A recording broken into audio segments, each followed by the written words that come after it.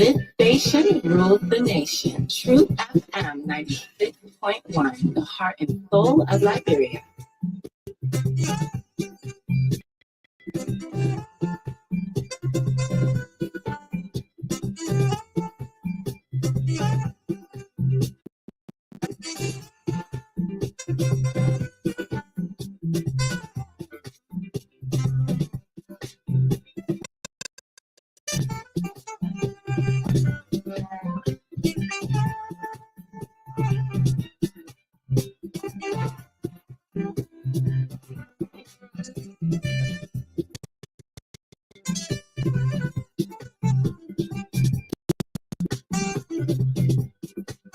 Truth FM 96.1, the heart and soul of Liberia.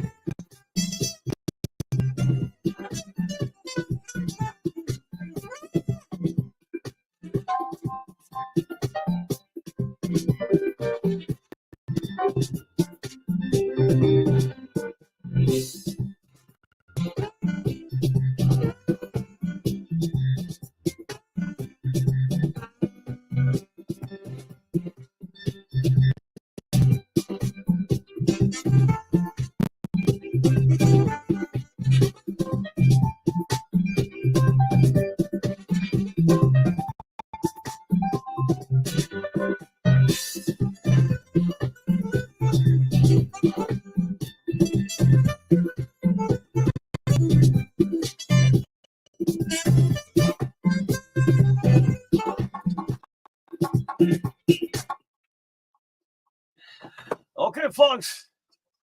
Monday morning. Good morning. Welcome to the TBS. This is the breakfast show. And I'm thinking about the folks this morning. And Nima County this morning. Truth 96.1. Nima County, good morning. Welcome to Liberia's biggest breakfast show. We back.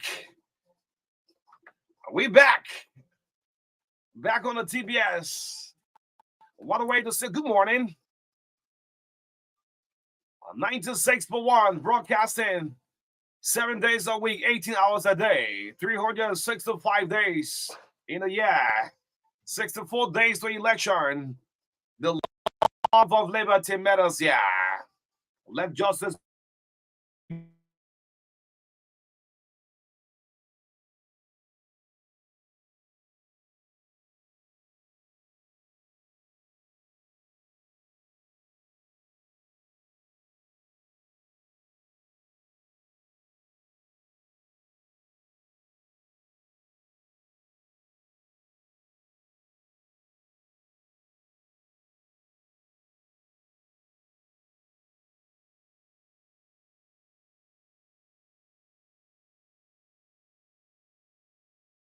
Good morning, folks. Good morning to all of our political actors. God is the greatest. My name is O'Neill. This is O'Neill Roberts, MARKA Davis, running straight up to 10 o'clock this morning. Liberia first, Liberia second, in the midst of controversy driving this morning. Don't be surprised. You see a lot of billboards, a lot of flyers. Yes. Campaign are finally open. Let me say good morning, MARKA. Good morning. I saw a billboard of Jack. I said, wow, my first time seeing it in my own district. Giant? Yeah? A giant billboard. And my first time seeing the name, I said, wow. Anyway, good morning. The last man coming with the biggest billboard. The biggest billboard. The silent man with the biggest billboard. Yes. Yeah, sure. How you doing this morning? Good morning, O'Neill, and we give God the glory for giving us a weekend. We can come back to work and then serve our people. It's great to be here again. And to our many followers this morning, we love to say good morning to you. Welcome to the new week. New week of also. This is the official new week. The new already? Also. But do you know? Let the aspiring they say now. Do you know that over 70, nearly 70% of Liberians are hustling? Yes. Yeah. And this is how the country have been living. There are some people who don't do job. So, but they're still living. They're still in the family. Yeah. some by friendship, some by Mhm. contact, all kind of means. Mhm. However, it's great to be here to serve our people breakfast this morning. And to those of you who are always burning your data and following us online, we'd love to say thank you so much. Those of you who are always following us across the border of Monserrado County, I mean, in the other counties, we also appreciate you because there are other local radio stations, but you choose to follow Troop FM. That is great. And yes, we're here this morning to serve breakfast. Yes, Liberia. We hope Liberia will get better, and we hope that we'll run this campaign peacefully. Today is the first working day of campaign. Yeah. Yeah. First working day of campaign. First working day of campaign. Day number 1. You know that campaign So open on Saturday. then what happened The on next day Saturday? was Sunday. Yeah, Sunday. So Okay. this is the first working day. And some of people campaign. get office for the very first time. Oh yeah. There are some offices open all district. You're Yeah. going to work for the very first time. Yeah, absolutely. So you see now, the offices, the district offices, the county offices are going to be very proactive now. Yes. When you go there, you will see people. Yes. And that's it. Those are used to cook the rest. And some people pay. So, Some district office. people pay rent for 3 more. So the Yeah, nah. people going to work for the first time. As soon as 3 more finish, Now, when good thing happen, the office will be open. When good thing not happen, the office close. Yeah, so much to talk about this morning. Good morning. And congratulations to my beloved club Arsenal, man. The community shield. Oh yeah. Yeah.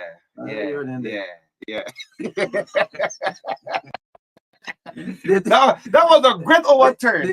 they- My man, you know, they kind of game that you're not going to agree. You're going to laugh at me this morning.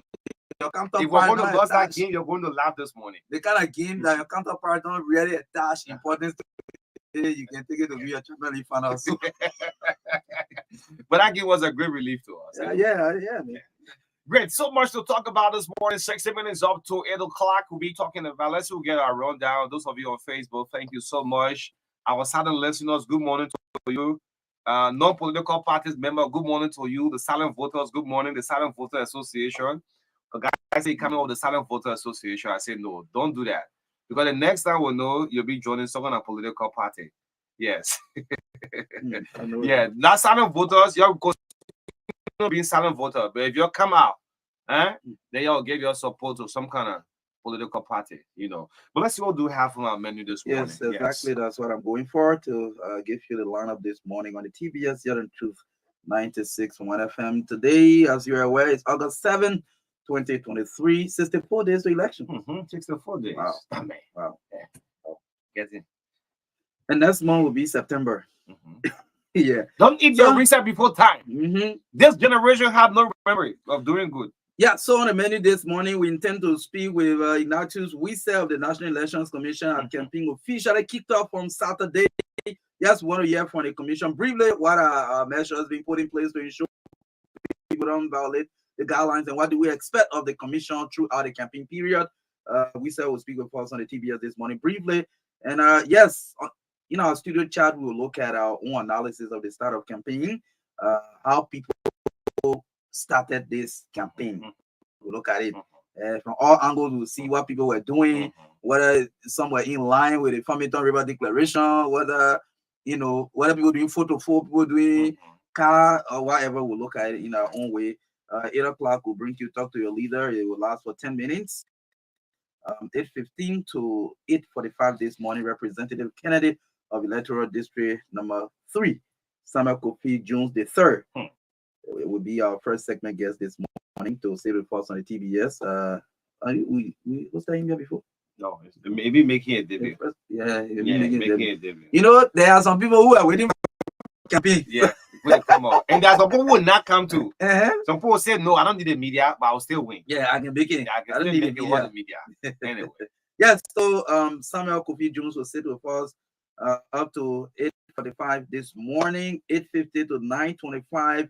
An independent group in district number 3, the same district number 3, have given their support to another candidate, Patrick Komoya, businessman in that district. So they will come to also tell us why, amongst all of the candidates in the district, they're supporting the businessman and politician. So they will sit with us up to 9:25, 9:30 to 10 o'clock this morning.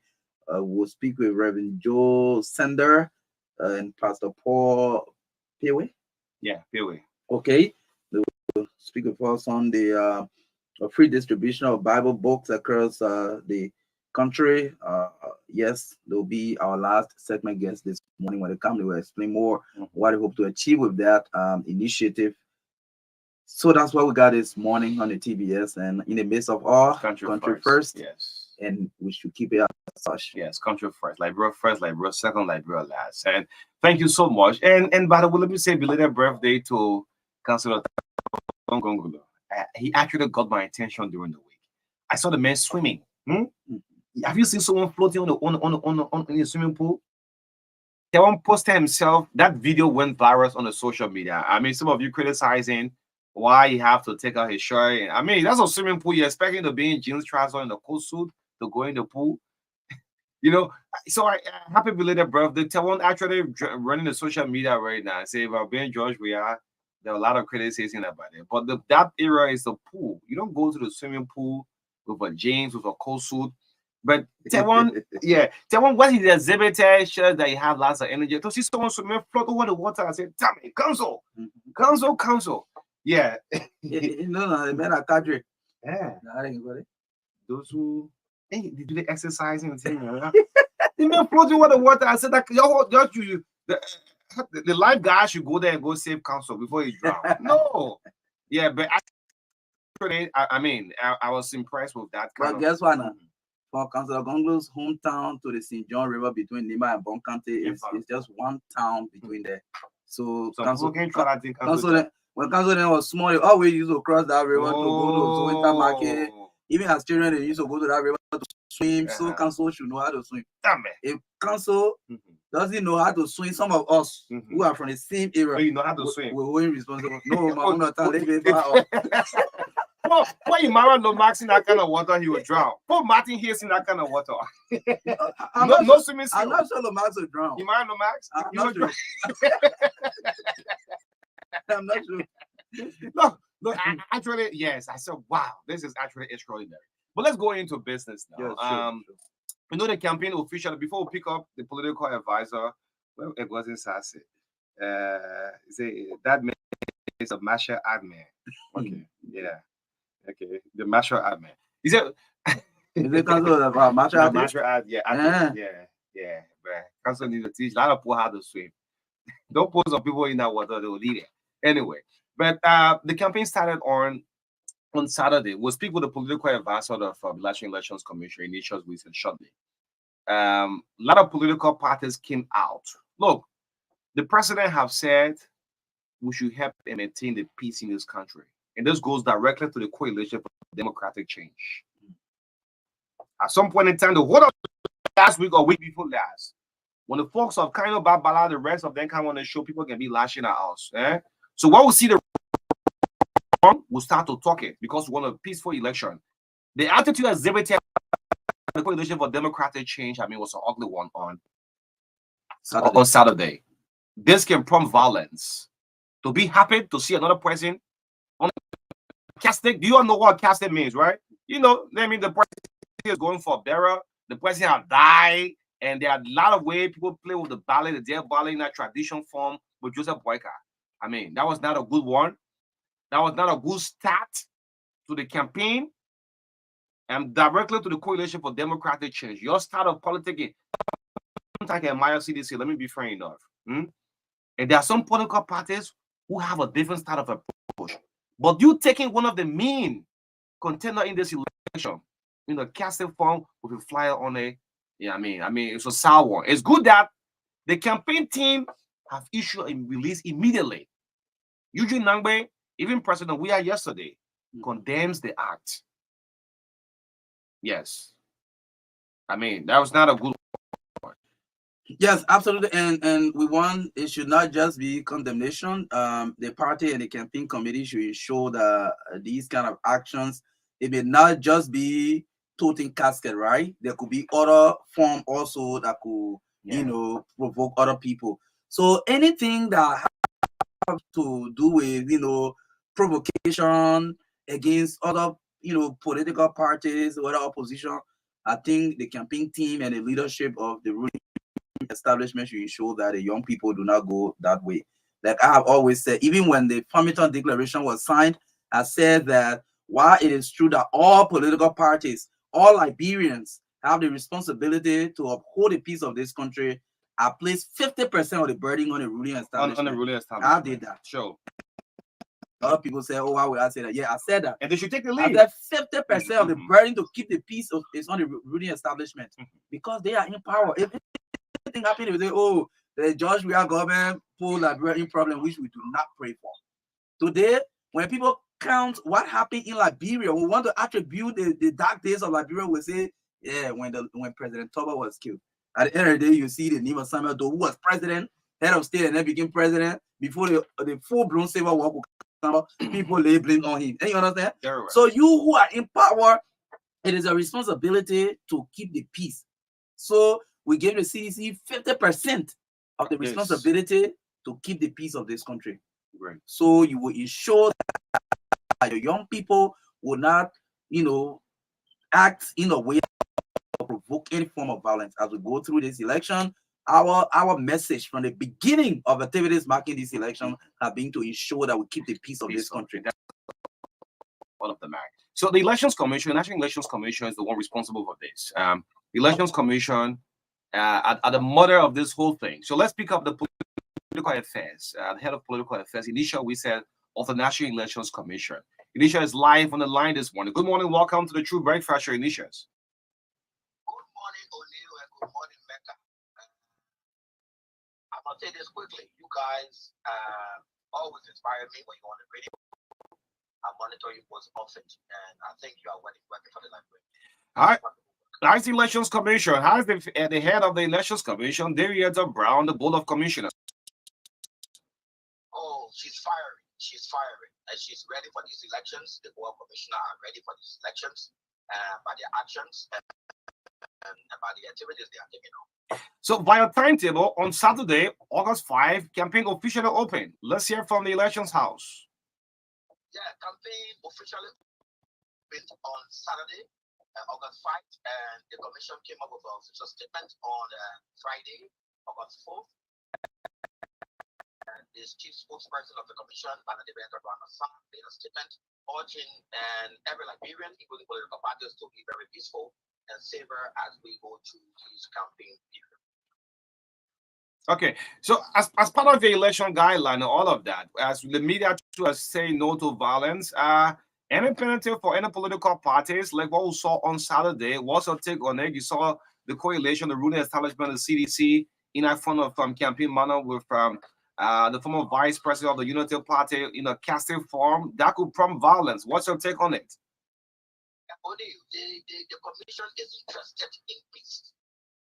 Therefore, the commission initiated lots of documents on this that speaks or points towards the peace. And some of them you spoke of already, the farming agreement. We have the code of conduct of political parties. We also have and what we term as the campaign guidelines. All of these three instruments directly speak to violence and the guard against campaign practices. But I want to state clearly, and let me do the disclaimer, I'm not the official spokesperson of the commission, but I will speak based on the instrument the commission has. But I want to state clearly, those instruments point to and when those kind of behavior are exhibited, the party should speak out and condemn such an attitude. And I think what the CDC did, I think in my own mind personally, it was appropriate, but they need to go more further. They want to go more further by talking to the partisans, and that we have to respect each other. When you go into the farming agreement, it talks about respect for each other during campaign. They talk about profane languages. They talk about hate speeches. Even the code of conduct reflect on hate speeches. If you go deep into the code of conduct, even our guidelines talk about that. So all we need to do is to put forth our platform, encourage our partisans and others that will think and that will support us and speak about our platform. So we call on everybody. Liberia is for everyone. Let us respect each other. Let us be more safer and let us go through this process peacefully. Okay, MARKA, you have anything, yeah?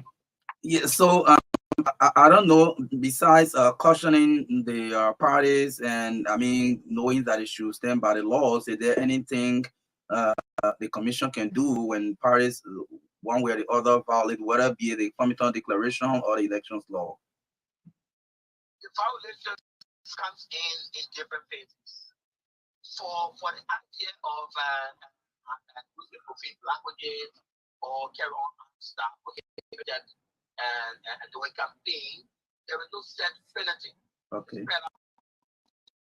Instrument. One better instrument is that political parties can engage the other and see how and those things can be resolved. Even if you read the Farmington Declaration, it talks about engagement, positive engagement to various parties among the parties and see how they can resolve these things amicably. And the Farmington Declaration further points to not erasing the fact that someone would take legal action if they wish to, and also point to making the interreligious council a mediating factor within this process. When there is a conflict, where there is misunderstanding, people come in, and I pray we don't reach those kind of levels.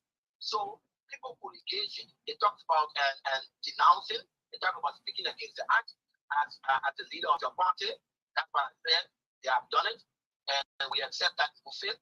And we believe that, and they are certainly going to talk to the president in this regard.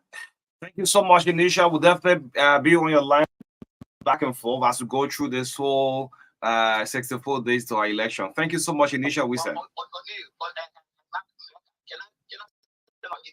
Yeah, go ahead. Go ahead.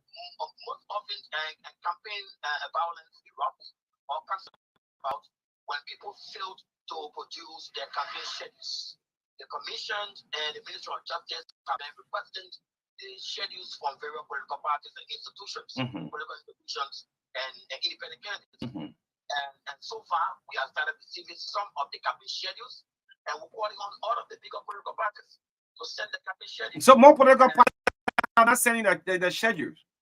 Most of the schedules that we receive are from individuals.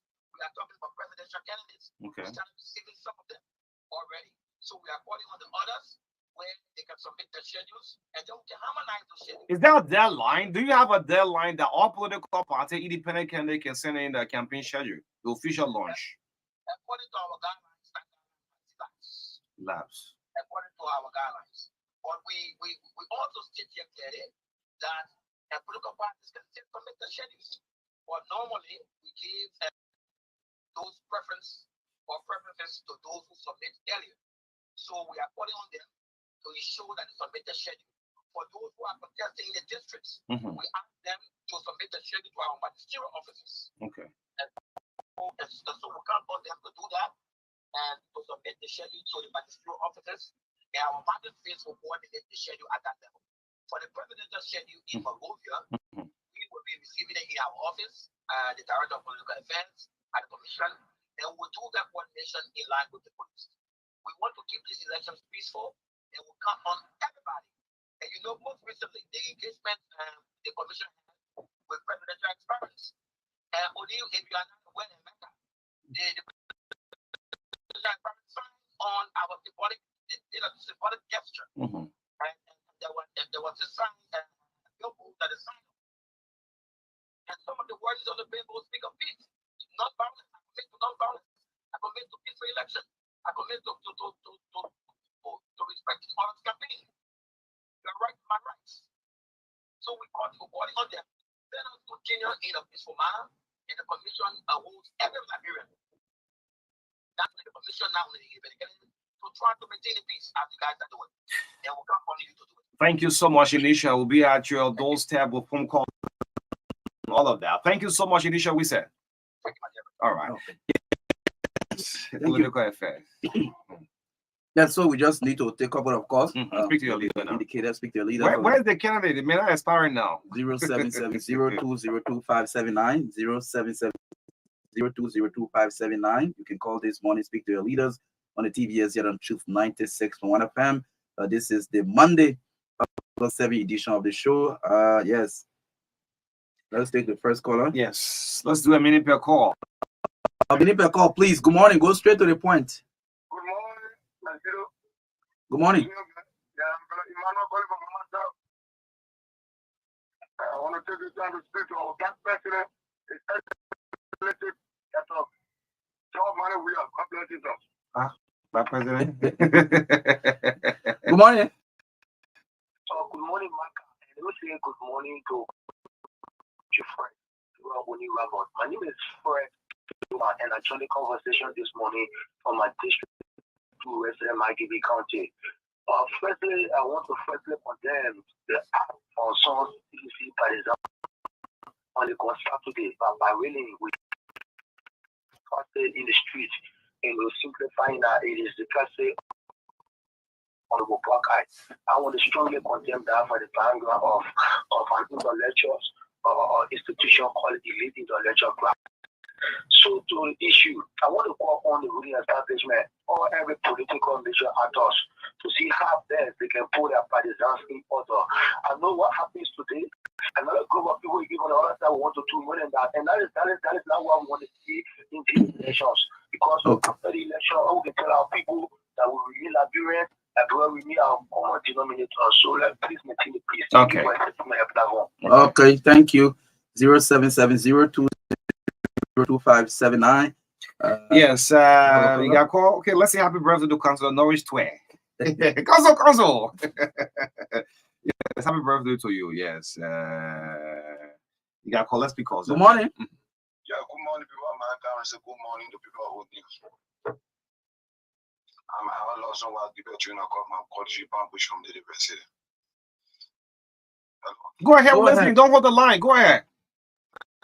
I want to commend you guys this morning for your talking point this morning, but firstly, I want to tell the government of Liberia, which is the government, now everything that we are having this election to keep a rest on this government. MARKA said 50%, for now, it is 60%. Because opposition now watching them, and the police also saw this happen, and they not did anything. Why gives more opposition to come on the street? What would the police do? We need to keep a peace. Peace can be the only thing that can help to change Liberia. Thank you. Thank you. Let's see how I can pick this call on the line. Okay. Good morning. Pick that one. Morning. Morning. Go ahead. This is the voice of Eric that in our 1425. You see, people who new elections are a fundamental part of our functioning democracy, and every Liberian this is to their free and fair. But the method of peace should continue to be preached because it is only thing that can do. Without peace, there will be no election. So for us at the time of our party, we want to say let us continue with the method of peace. Like I want to wear that message there. All right, great. What with this a bit, I'll go back. I'll go ahead. I'm trying to pick up Cyprian calling from Nima and see what's happening in Nima County there. Yeah, Campaign start. Good morning. Yeah. Thank you, man. And let me say good morning to Viral O'Neill's driver. Days before Supreme School again, and 4 for District 5 respectively. Viral MARKA and O'Neill, there's a saying that the early warning that leads to danger. What some of our witness on Saturday is something that beats our imagination. And the scary part is for those of the ruling parties. After a signature to document that talk about a violent free election. In early stage, you are running with cascade or cutting as a cascade of the other candidate. MARKA, where are we? Are we forgetting something about our son?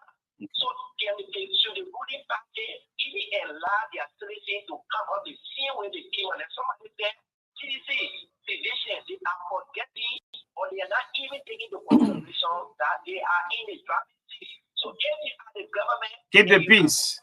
Okay. Thank you. All right. Thank you. That's what Yeah. Thank you, Prince. Yeah, Prince. Thank you, the people. Yeah, because of time. Quickly. Yeah. So we'll see how it gets. So let me pick up Jenkins Bambandi for Grand Kidman County and see what's happening. Jenkins, good morning. Welcome to the Breakfast Show. How are you doing this morning? Good Good morning to many listeners across the country. As Grand Cape County, day number 3 campaign open up. Great County is very different kind. The activities for campaign is all in the 5 administrative districts in Kitman. Okay, so what were those that have coming out so far? You see in Grand Cape County. Well, what is happening right now? There has not been this big campaign show of what has been happening. Everyone strengthening their bases and with plan of coming out on a big note. There has not been big gathering since the opening of the campaign in Grand Cape County. The truth is, if you travel in the country and going in the big towns and villages, you know that there are activities in the country as it relates to the campaign process. Everybody's putting themselves together and consulting themselves on a plan moving forward. Okay, but Jenkins, trust me, we have more to go in the next is the full 5 days. Probably we'll have a run of in the next 100 days. I want to put it. We have to go through. Thank you so much, Jenkins. Thank you. Let's see if we can go. I want to take someone for. Yes, They know. try, but let's stay, Mr. Lucky. Good morning. Okay, man, give it. Thank you for taking my call. Well, I just want to talk a little bit about the casket thing. You know, there's no way that those big CDC people, the leadership, don't know. They play people all the time. It's not the first time. They've done it before. But that said, I want us to remember how important it is, this election, to our country, how we need to be peaceful. The declaration was signed by all of these leaders. And here we are, the first people that's setting the bad example is the CDC. Our country, we love our country very much. So left other countries and came back here so we can have a little piece of the pie, so we can enjoy ourselves a little bit, and when God calls us, we can go in peace. The other thing I want to say quickly, if you don't mind, Marka, our senator, incoming senator from IGB County, has an impeccable record for peace and reconciliation, and that's what she's going to do, and that's no other person but Clarice Alpha Job. Okay. So Clarice back in the ring. Oh yes, okay. absolutely. We'll talk that. Okay. Okay. Everybody Okay, Reverend. God bless you. Thank you for taking my call. Clarice back in the ring. Oh, absolutely. The former senator back. Yes, Let's pick up Cyprian Colley all the way from Nimba. Let's see what's happening in Nimba. Cyprian Colley will bring up coffee in 3 minutes time. Cyprian, you're live. How you doing this morning? How is Nimba County? Good morning. Good morning to our listeners on the True Breakfast Show. Nima is good. Nima is doing very good. Campaign is the 3 today in district. Okay, tell us some of the activities quickly. Nimba County. Well, the launch of campaign activities, only 2 parties have been out here campaigning. One of them being collaborating political parties, of course. Host candidate in district number 7 is Honorable Musa Hassan Benete. Out there, out and about. As I speak to you now, there are posters going up, banners going up. Vote Honorable Musa Hassan Benete, vote section 1 and section 2. The banners are going up this morning. The signposts, everything going up. The speakers are all up as we speak in district number 7. That's all the collaborating political parties is the Unity Party. As you know, also in district number 7, the incumbent Representative Roger Doma is a candidate of the Unity Party. So they themselves were outside on yesterday, out and about. Honorable Benete, for that matter, got endorsements all over the district on Saturday. Okay. We got a huge endorsement from the citizens of Wheatberry. Wheatberry comprised of 9 towns. 9 towns in the Wheatberry children. The 9 towns came together in Tengway to endorse Honorable Musa Hassan Benete. It may interest you to know that one of the towns is the hometown of incumbent Representative Roger Doma. So the whole ensemble at the waterside, Tengway, went to building a $1 million US bridge for his people to tell him thank you. And presented the gavel. They gave me the gavel of the district. They gave me the symbolic gavel of the district. And they gave me a hand with an egg in it, a sculptural hand with an egg. Telling him that the egg represents the district and he's to hold the district very tight, and it's fragile. Mhm. So he need care to take it. So that happened on Saturday, and then yesterday, Honorable Doma took on an endorsement from his supporters in the airfield area. Speeches calling disability criminal, the people should not vote for disability and all sorts of things. But what the thing is on now, the heat is found in district number 7. Yesterday, on Sunday, unfortunately, the lawmaker of this district, Honorable Roger S.W.Y. Doma, did something very unusual. Okay. He went on the street. The lawmaker of this city, Jeremiah Yahya, is a strong supporter of Honorable Musa Hassan Berete. The district number 7 got 2 big cities, the city of Sacré-Pied and the city of Ban. The two mayors of the cities are strong supporters of Honorable Musa Hassan Berete. So that has been angering the lawmaker. So yesterday, he took on the function of the mayor of the city by going to demolish structures on the streets of Sacré-Pied. That didn't go down, where that has been a big topic on radio here, where the lawmaker is now seen as doing the function of the executive, particularly the mayor of the city. So it's a real tension between the mayor of the city and that of the incumbent lawmaker representative Roger Doma. Many people that called on the radio this morning condemn the lawmaker for his action, trying to usurp the function of the executive. People said that it was a recipe for chaos. But you can know where it's coming from, because the two people can see eye to eye. They're now on the same side, and that's politics. So those are the things happening here. Stability continues its developmental initiatives. The solar light installation is continuing across the towns. For the 8 towns you mentioned, where you say you're going to connect all 48 towns with roads and electricity. Okay, so Cyprian, definitely we're going to do this for the next 6 to 400 days time. We're going to give up more detail. Meanwhile, we still anticipate your listing to go to the National Elections Commission as a close-up. Yes, I certainly do that today, but thank you so much for the coordination amidst the politics. All of that in the capital, and especially most of our country, where the scene of our politics, the side of politics, every time around 17 districts. But gradually, we hope that everything will go smoothly so that Liberians can make their choice in October. Great. The voice of Cyprian Color away in Nimba County. Yes, we're going to do more of this. Trust me, boy, in the midst of all country friends. Let's have the Elections Commission to do the job. Trust me, who wins will win. Liberia still remain after this election. So let's keep it peace. Let's keep it peace. Go out, go and campaign well. Go and campaign well. Go and campaign well. Vote the candidate of your choice. Go and vote the candidate of your choice. And it's the responsibility of the Elections Commission to announce the winner. Yes. Let's see. We have our guest in studio. He's from District 3. District 3. This should be our first interaction with him. Yes. He's from this coalition.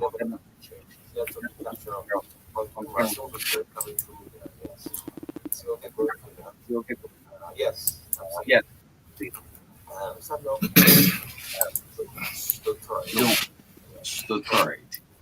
The Tory from the National Coalition for Democratic Change.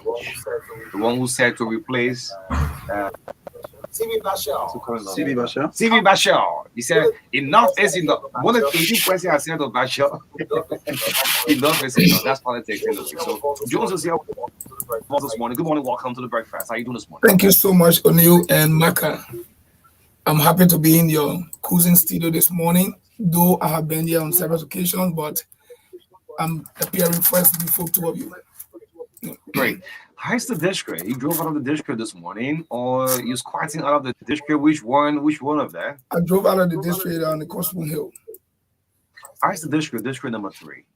Relatively peaceful, and I'm joining all other Liberians to caution our electors and the citizens of District number 3 and Moswara County at large, including the country, to be peaceful, safer in these elections. So I left my district very peaceful. Yes, your quest for being the next phase of that district, district number 3. How is it so far? It's no secret now. You can tell no one vote for me. Elections Commission gave you the go ahead to do so. How is the process going on? For the last 4 years, we have been engaging our district occupants and making our case. The name Samuel Kofi Jones III is a household name.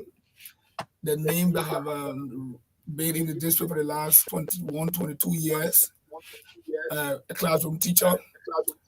Um, then with my people, we've been engaging, we've been making our case, and so we believe that we are the best candidates suited to win these elections on October 10th, 2023. This decision has a decision. But someone was listening and said, well, how Kofi Jones, in fact, reached this far and said, well, I want to represent my people of this district. So first of all, let me profile myself first so people can know who is Kofi Jones. I was born on June 15, 1979 in Lokentown. I'm married with several biological and foster children. I went to the Kalita Industrial High School and graduated in 2000. I hold a bachelor degree in public administration from the UMU. I also enrolled at the Cottington Graduate School in 2016, and I graduated in 2017 with my first master's degree, education administration and supervision. And I enrolled also for my second master in public sector administration. I've been teaching for the last 22 years of my life in and out of the district, Montserrat County at large. I serve as principal for one of the Beacon High School in my district, Kalita Industrial High School, the institution I graduated from. I've taught the institution for 19 years, and I serve as principal for 10 consecutive years, from 2010 to 2019. The school used to be behind the viewpoint on the 72nd area, and I moved that school in the district and building in 2011. And I left the institution in 2019 for a job I currently hold as the Human Resources and Administrative Manager at the Global Tracking and Maritime Solution and a CLRA at the National Port Authority. Okay, yes. Go ahead. Sorry for the interruption. I'm also a lecturer and a motivational speaker. I have taught many universities, including the Carver University, where I currently lecture as a public administration instructor. I also taught the Central University, this Advanced University, and many other universities. Okay, let's go into business now. Your profile, it's a good one, but now the decision of the people. What better offer you have to do for that country? If people decide to make you the next lawmaker, let's look at your roadmap to the House of Representatives. So I have a defined objective for the people of District Number 3. When you look at development, when we talk about development that are sustainable, we speak first to human resource capacity. When you look at the index on the right of a child, when you look at a country to be referred to as a developed country, there are 3 criteria that are set. And those 3 criteria, the first one that top that criteria is human resource development. The second on that index is poverty. And the third is economic vulnerability. So for the last 21 years of my life, I have been contributing to the development of the human resource. We've been providing financial assistance to young people, which we've been providing scholarship. And this is something that we want to do bigly. And so that's the reason at the National Legislature in 2024, we want to review the educational law. That law has been updated because that law was passed in 2011. And because that law was censored on the 2008 census that shows that Liberia was 4.5 million people. And at the time, we had 800,000 persons going to school. So we took the educational budget from 11% to 18%. But after 12 years, from 2011 to 2023, that law is out of date. In public administration, law should be reviewed after 5 years.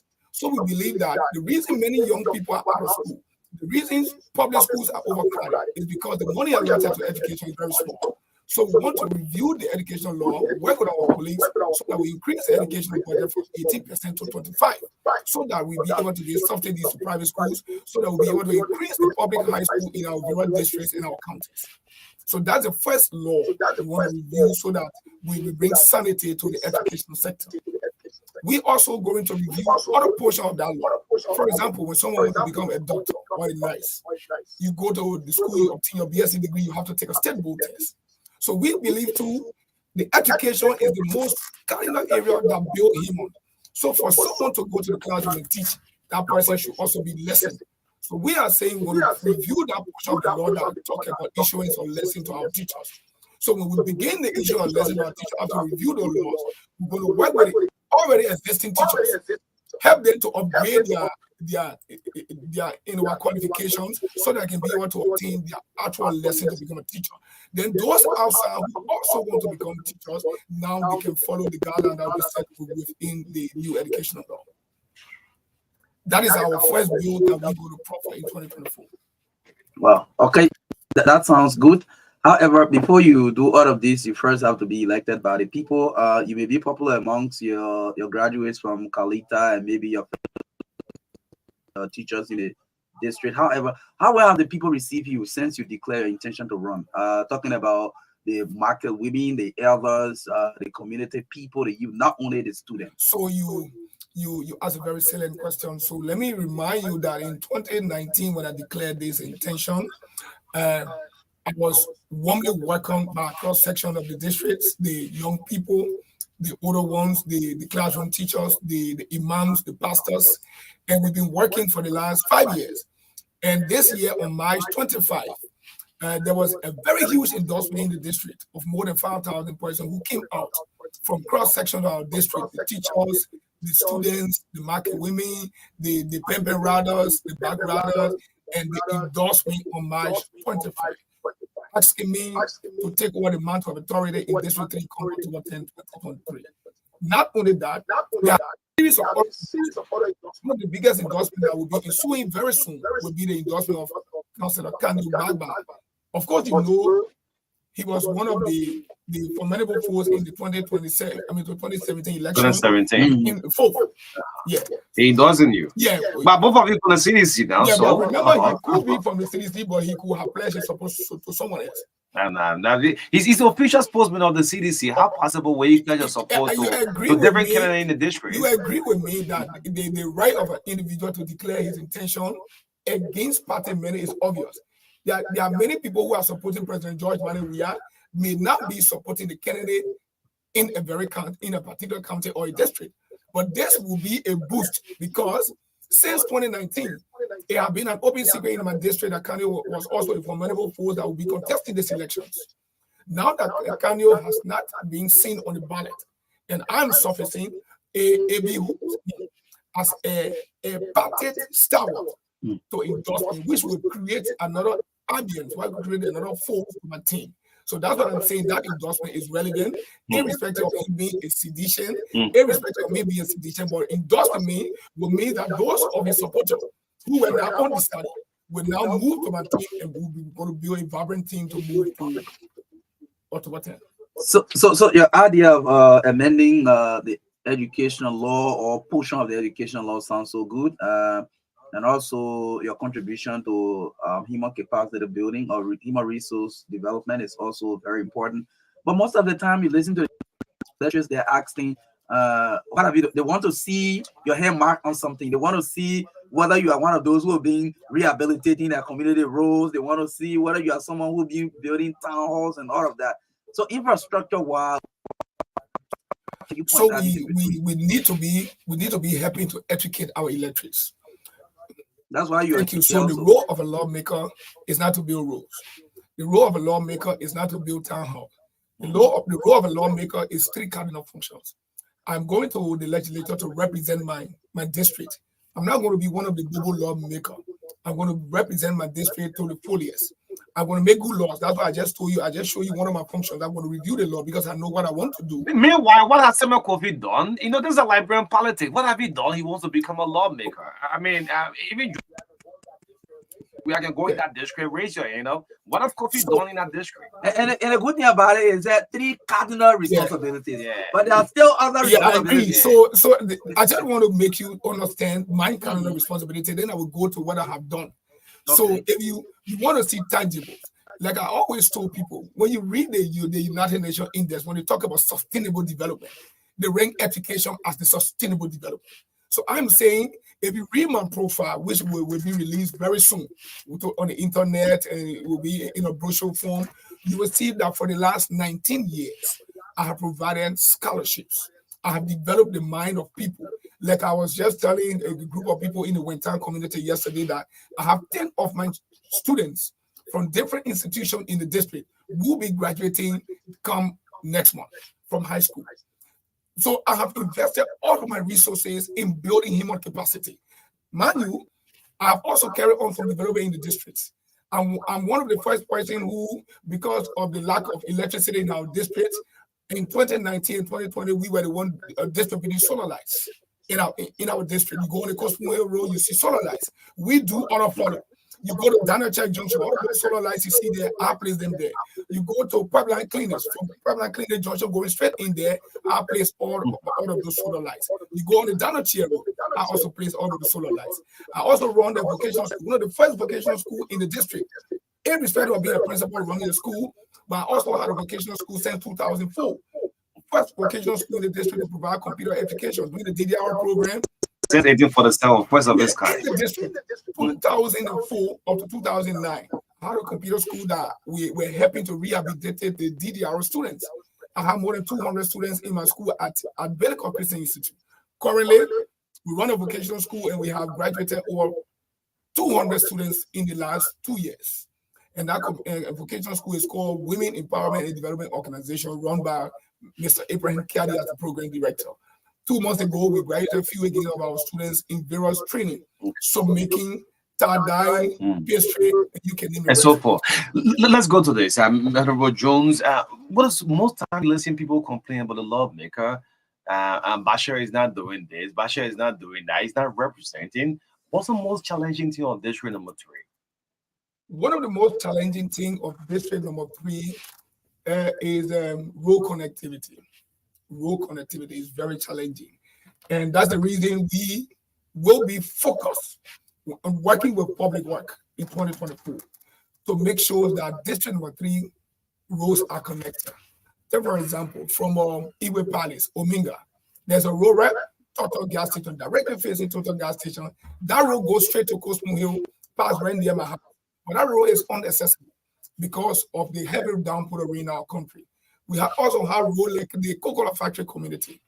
If you at Coca-Cola Factory Junction and there's a traffic at Park Up, imagine you want to do a detour to pass through the Coca-Cola Factory to come to the Puebla Road.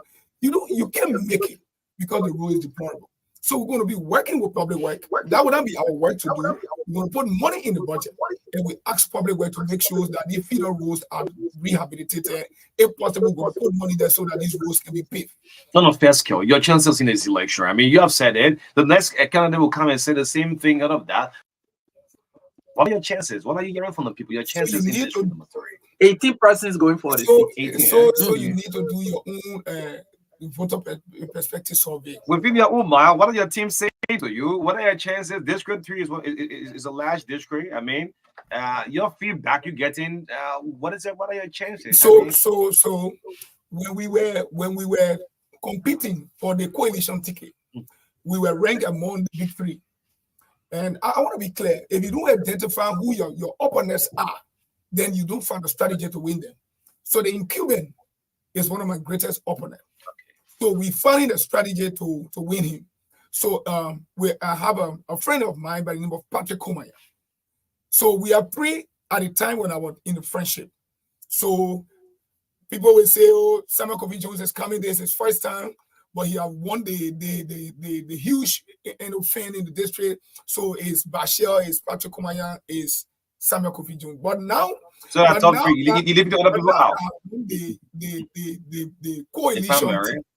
Yeah, and the candidates on the coalition of Democratic Change ticket are now being ranked between 1 and 2. 1 and 2. Yeah, are now being ranked between 1 and 2. And definitely on October 10, I'm definitely going to surface as the next lawmaker of district number 3. District number 3.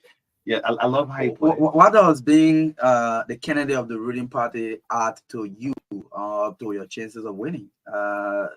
2020 midterm election, there were people who were candidates of the ruling party, and the people rejected them. So we are going on 2 mantras. We're going on the party ticket, and we're also going on our individual workings. So there's a common saying people can say, look, CDC as a political party has a huge constituent. I, Samuel Kofi Jones III, also have my own constituents. That's what I just said. I hope you're not hoping on the vote No, all thing. Yeah, no, get me. I hope you're not. It's a fallback position for you. It's a vote all. O'Neil, I want you to talk to Abraham Gosden if you have an opportunity to talk to him or Oscar Moba, because these people were people who hosted me in 2019 back then. No, I'm talking about the reality on the ground. Are you not hoping on the vote all? So you just make mention of Bashel and that of Akomoya. Yeah. And now you're placing yourself out of 1 or 2. Yeah, so I'm now canvassing to be one. It's a vote all is a fallback position for you. I don't want you to call it fallback. My party is a boost to my candidacy. I, Samuel Kofi Jones, is a relevant candidate in District Number 3. There's the president should come and put your hand up. Yeah, this is Kofi. That's one of the president is on a revolution mandate to do that. He is on that mandate to do. But if his schedule wouldn't permit him to do, Samuel Kofi Jones remain a formidable force in District Number 3. Okay, let's go right there. Let's see some calls out. We jam with time this morning. Samuel Kofi Jones III, represented candidate District Number 3, Montserrat County is our first segment. On the ticket of the ruling coalition for democratic change. So let me see. Just been had a little bit. Vote Jones III. What the men do how to. Okay, go ahead. Where does he live? And why is he District Number 3? Okay. Thank you.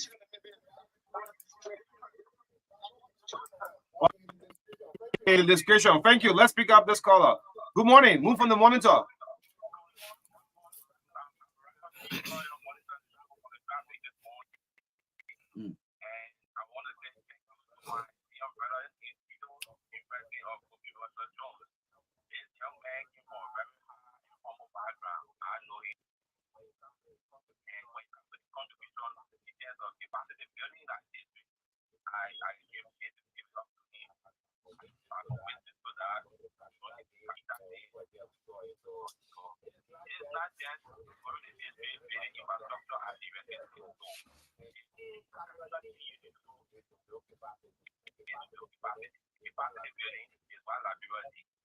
Okay, thank you. Yeah, speak more calls out. Okay, more calls 0770202579. Please stay away from your monitor, please.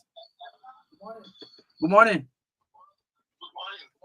Good morning. Go ahead. My name is Eric Jones, and I come from District 3, specifically Coastal Hill. Are you related to the Jones in studio? No, I'm not related to Jones. I'm not a Ghanaian. I'm a Liberian. Can you imagine? So this is the issue. And I called this morning to say firstly answer to the guest in studio. There are 3 things he mentioned. One, in his liberation, he did mention that he got scholarship in his school at Billycourt. He go living around his house in Postpone Hill, and how there were 3 that contested the primary. I mean, these are fallacies. As educated people, we need to come to the disco with sincerity. This election is about issue. It's not about party line. But to be sincere too, you should also come to the platform with sincerity, because if you say these elections are of issues, I think among some of the guests we have hosted here, Jones, deliberations are really issue based. I mean, I must say the fact. Yeah, so this is not issue that you mentioned. That's what I'm talking about, and that's the insincerity to say that there were 3 that went through the primary and CDC primary District Number 3. There was no. Wow. I mean, you went on a post in Okay. Well, okay. On a post. Just your response. Just hold on. Let's pick few calls. Just so you have a time in the studio. I mean, 077. Let me see. The other member, the other activates for all of the districts. Where's Central Monrovia? In District 7. What crimes you have in District 3 yet?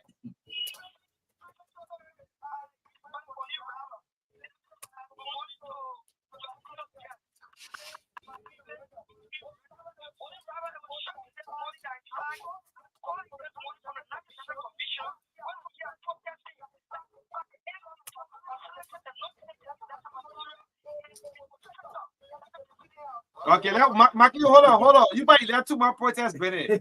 Why can't the Elections Commission early this morning? We're working. We're talking District 3 matter. We'll come back. We'll pick you on there. Yeah. Let me pick up Warren Bryan from the United Party. Warren, morning.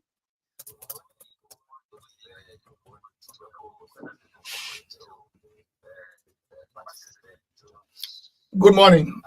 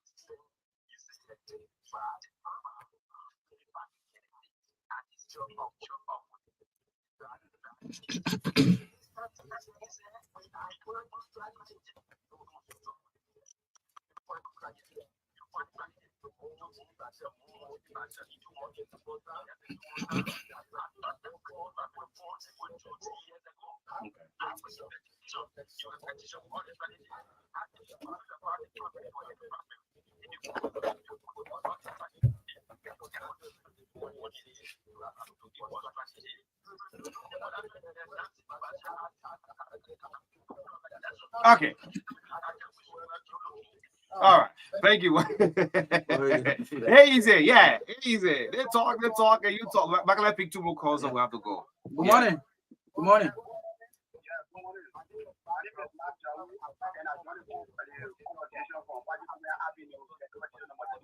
Oh, they get what kind of avenue you go for? But I don't go for coffee juice. I will go ahead.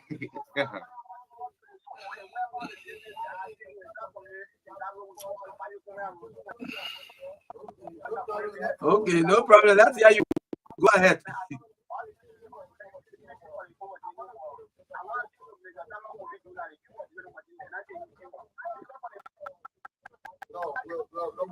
No, we'll let you go. You see, Mr. Kennedy said, no. We have to be restricted some of the powers. Sure. You see, So, Mr. so Kennedy, you the National Elections Commission recognizing. so you cannot, No, you can't. No, respect man. our guests. No, we'll not tolerate you kind of thing. Anyway, Yeah. Kofi, you have to call this now to go ahead. You must have worried up with you just now. Say you lack strategy. You should be doing how to move back and the rest and respond to the call. I've been a classroom teacher. I spoke in a progressive term. 2019, I have a strategy. From 2019 until October 10th, is workable. So it's a process. It's not an event. The strategy is in place. Every day we renew our strategy. We go and take feedback. So let me inform my brother that I agree with him, but election has not ended. So the strategy is working. So my English is correct because I'm an English teacher. I know what I said.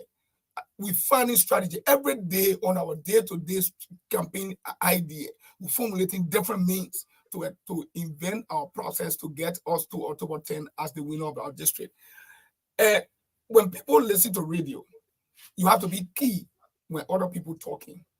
There were no day in this studio or since I started speaking at 8:45 that I said I want a primary in there. I said I'm a candidate on the coalition. You have never asked me how the primary was. Was there a primary? They went to a primary or you were hand speak? There has been no day in these elections that yes, there was a primary. Was there a primary in that many district? people attempted. How come they're saying that? So you imagine primary? going to a football game, and then the referee is on the field, and then the other team saw you, the other team jockeying on the field. They say so BB player on that team. So we're not going to the game. So what would the referee do? The referee will give the points, all right. So he placed the ball in the center and asked one of the players to take a kick in the pool. So there were many names surfacing on the coalition for the primary. But when they heard that the name Samuel Kofi Jones was coming, all of them. So how someone make it look. Tell us say like Akara's great, like the Solomon George and others all were unopposed. Okay. So how can someone say that we were three in the race? All of them who wanted to contest the race were afraid because Samuel Kofi Jones was on the primary that day. So then the second point someone want to say Samuel Jones is living SYZ. I just left my house to go Coastal Hill. I've been to Coastal Hill since 2009, and that's why I've been up to present. So if someone built a house somewhere and you assume that the person's life not supposed to develop and worry, so let me ask him today who said I'm living Carisburg. If he has an opportunity to build a house. Did he resign? I live Coastal Hill. I just from my house, Coastal Hill. So if you want, I can invite you for a lunch on Sunday, so we can sit down. No, I just want to know. You don't have the cabin for lunch. You don't want to. You have the cabin to Capitol Hill. Yeah. Anyway, so as you close up into 3 Yeah, minutes, so- why Kofi Jones as the next lawmaker in that district? We are the next lawmaker for district number 3 because of our tangibles. Let this be clear today that we will develop infrastructurally. We will work with relevant authority in government. We will put money in the budget for public works to open road. We will work with the Liberian Electricity Corporation for areas in my district that don't have electricity. We will put money there so they will bring poles and they will bring transformers, they will give them electricity. But my 3 cardinal functions will be oversight, lawmaking, and representation. I'm going to make sure that district number 3 will be represented to the fullest. What we will do, like often people say that in the abundance of the man's heart, that's why he must speak. When you look at my CV, I spent 21 years going to 22 of my life. And there are so many classroom teachers in the House of Representatives. Yeah, but this one is a practical law, will be a practical lawmaker because I stay in the classroom. I know what it means for someone to go to school. So that's the reason Yes, and that's the reason I'm going to the Puebla Junior High School. That will be one of my 2024 developmental initiative. I'm going to de-roof the Puebla Junior High School into a 3-story building where we have more students and we'll be able to employ more teachers to go to school. We're going to develop our scholarship fund drive. We're going to increase our vocational school in the district so we have more people going to school. One thing let me not leave out. We will not get loan to market women. We're going to give them grant because we don't want them to pay back. We're going to take them to You started doing it already? We have started. That's something we have done. We have people who give them money and we don't ask them for it. So we're going to say, we say 20,000 each person will start with the real market, go to the coast. So you're a classroom teacher, quicker before you go. Yeah. I mean, what we get all the money from the give grant. I mean, this is a classroom, it's a poor man job. Just give you a professional say. Why are you getting that money from the give grant? That's a myth that classroom teacher is poor. But also, I have friends. In this election, your friends empower yes, I have friends. To give grant.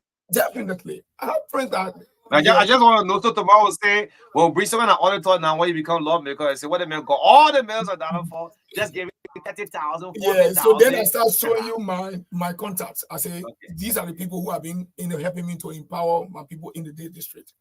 Thank you so much. The best. Thank you so much as well. You know what on the ballot box? So you will see on my campaign t-shirt, it will hold. Yeah. So this election is about President George Manning. We are re-election. It's about Sir Joseph re-election because he's number 3 on the ballot for Moswara County, and it's also district number 3 going to elect for the first time a CDC candidate after 18 years. We hope to see that. Thank you so much. Thank you. Let's get a brief out. His name is Samuel Kofi Jones, representing County District number 3 of the CDC. Let's get this brief. I will come back and bring another team from the same district right here on the TBS. Don't go away. They are very, very happy today. The reason I'm happy today, I've been sitting at home for the past years. My fellow women are also there. But was sending an injury to me in my life, in our organization. He gave me room. 2 days room. I was able to send my children to school. The school year closed. 2 days room. My husband was not doing anything. But I said thank you. My fellow women are also there that listening to it comes October 10th. No more work by the bar for liability because liability is the trust or true liability that started selling, and my children are happy. Thank you for listening to me. Vote liability. My name is Josh Mayengo. I'm the motorcyclist. I choose liability to be the best representative for the district. Vote liability on the ballot box number 1. My name is Albert Wesley. I'm a resident of the Navajo community. I'm a motorcyclist and I believe in the ideology of liability. So voting comes October number 1. My name is Jean Tere. I'm for FDA community. I'm a motorcyclist. I'm calling on everybody, all motorcyclists, so please vote on liability. Number 1 on the ballot box. Liability have been a good man. He has helped with the motorcyclists on many occasions. Please vote on liability. Number 1 for better district 4. Hello to everybody. I'm Johnson Davis. I'm a motorcyclist from Bonus Farm.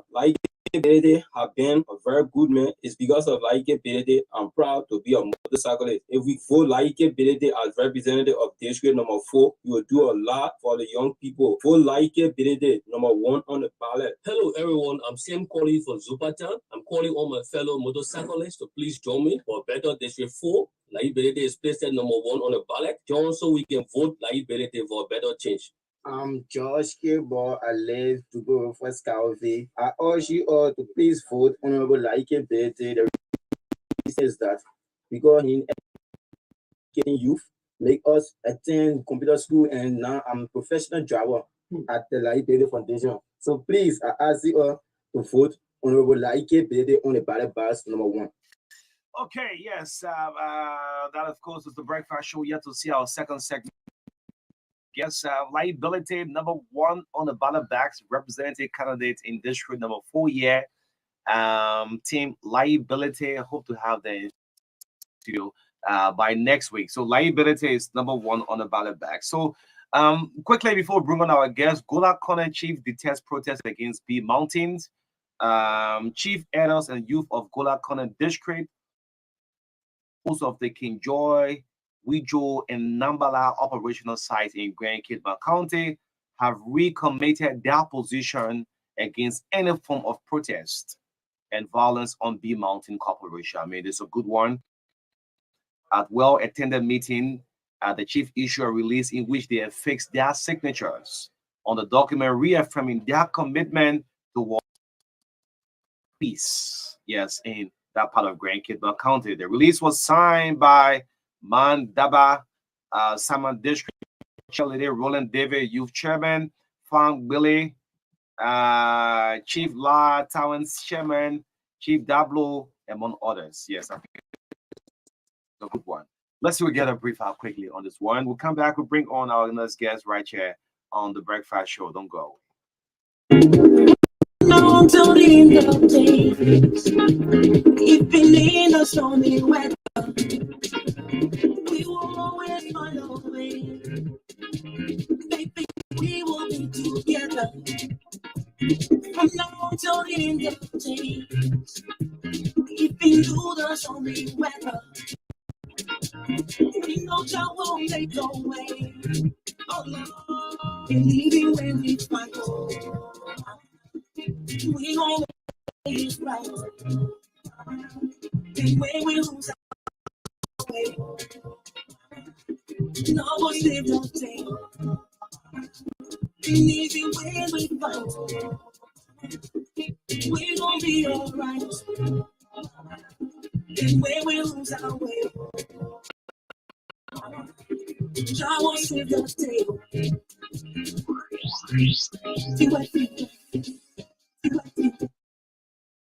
Yeah, so Tiwa Tiwa is a beautiful song right here. Let's come together, build our country.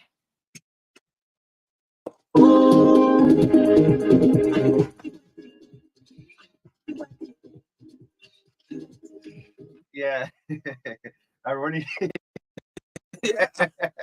Like the show by easy anyway, but yeah, it's a nice piece of song. Yeah, breathe in, breathe out. Yes, breathe in, breathe out. Charlotte will bring on this pastoral team. The last segment will Okay, have then we'll do yes. the District 3. people. District 3 is a hot zone thing. It's a hot Yes. zone. So we needed to how the people can say it. Yeah. Yeah, but, The people can say something. Say the hot zone thing. we needed to split the district. Yes, people because with we did some yeah. kind of adjustment. Yeah. There's a rivalry within that district between the team of Kumuyan and that of Kofi Jones, right? Okay. So Kofi had just left the air, and I had to go out there and see because we have elections commission. Yes, I had to go be serving as a middleman between Kofi Jones' team and Patrick Kumuyan team to be. So yeah, so we'll have a brief hour with them. So they will appear on the last segment. The Kumuyan team. Okay. Yes, yeah. The media will play a very important role in this whole thing. Yes. So we have the team here in studio right here on the TBS this morning. They are from that gave us free books. I remember when Bill Gates came to Liberia. Was that Bill Gates? No, George Bush. George Bush came to Liberia when he said I'm going to give 1 million. Everybody thought it was money. I'm going to give this country, the great people of the United States of America is going to give out 1 million. And everybody's like, wow, 1 million bucks. The whole place just got quiet. Yes. But it's good to have in studio Reverend Joel Sanders, senior pastor, West Baptist Church. He's from Illinois. And Reverend Dr. Paul T. Powie, former head pastor, Double Road Baptist Church, live of Boston Studio. Let's get them introduced on the TBS this morning. Good morning to both of you. How you doing? Good morning. Good morning. Doing well. How are you today? Great. Yeah. So for the benefit of the listening audience, just can you introduce yourself? Tell us who you are. I'm Pastor Joe Sanders. I'm the senior pastor at First Baptist Church in Savoy, Illinois. And we're just here on a mission project to provide water, clean water, living water in the name of Christ to people mainly throughout Grand Cape Mount County, circling back around and following up on a mission that one of our members, Dean Eckberg, had about 33 years ago before the Civil War.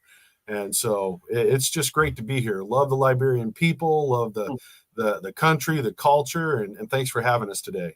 It's your first time in country. You've been in and out of Liberia. It's your first time. It's my first time. Yeah. Mm-hmm. Yeah. You're loving it? How is it? Are you passing everywhere? This is Africa. I mean, it's a little bit different from America, from Europe. Yeah, it's a little bit different. I'm glad we have a fantastic driver from the Baptist convention. So it's wonderful. Julius does a fantastic job. I don't know how Liberians can drive on the motorbikes or the cars, but it's amazing. It's amazing. Quite interesting. Yeah. Great. You loving the food? What's Basa Yamas? So it's good. Oh, I love it. I love it. Yeah. Yeah. So that is Pastor. That's right. Right. Great. Yes. So Pastor Paul, how is it? What's the whole backdrop you bring him to Liberia? Well, this is home, and I'm happy to be back home, and wanted to bring my church and family to see, what we are in Liberia and what we are doing here.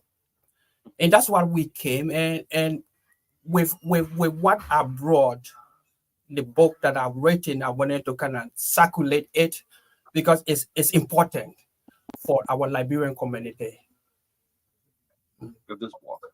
Okay, so I have a copy of this book. It's titled Where Do We Go From Here? I mean, I hope this one. I remember Joel, listen up. Your former president, George Bush, came to Liberia. He said, I'm going to give this country 1 million. And the whole population was like, wow, everybody thought it was a physical cash. He said 1 million book. Everybody just went quiet. Great. 1 million. Yeah, let's tell them the importance of bringing this book to Liberia. Well, this book came about when I first got here in 2017 during the Liberian Direct Baptist Convention, and knowing the things that our country experienced or faced, it moved me to kind of write the book, but also to educate and circulate it in Liberia, especially at this time of our political issues. What are the things we need? What are the things we need to ponder over so that we can make decisions that will affect us in a century or years to come. And that's why when this trip, First Baptist Church decided to make this mission trip, we thought it important to kind of circulate this to our school system. So we have this book for the university. We have this book for we donated copies to Rick's Institute, and we're going to donate another copy, a few copies to seminary, the Baptist Seminary, the University of Liberia, and also the Methodist University. Okay. So what background? I mean, Liberia's voluntary. You're listening up to Pastor Paul. Are you saying what backdrop you wrote this book? What do we go from here, Liberia? What do you mean? Liberia, we have gone through years of civil crisis that affected the nation. Lots of us died. Lots of us were displaced.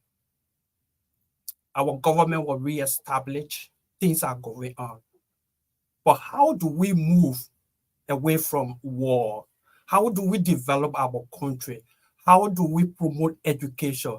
Then for the church, what is the role of the church in a development of the nation? And this is why First Baptist Church came to this place to see the role the church can play in the renovation and in the spirituality of the people of Liberia.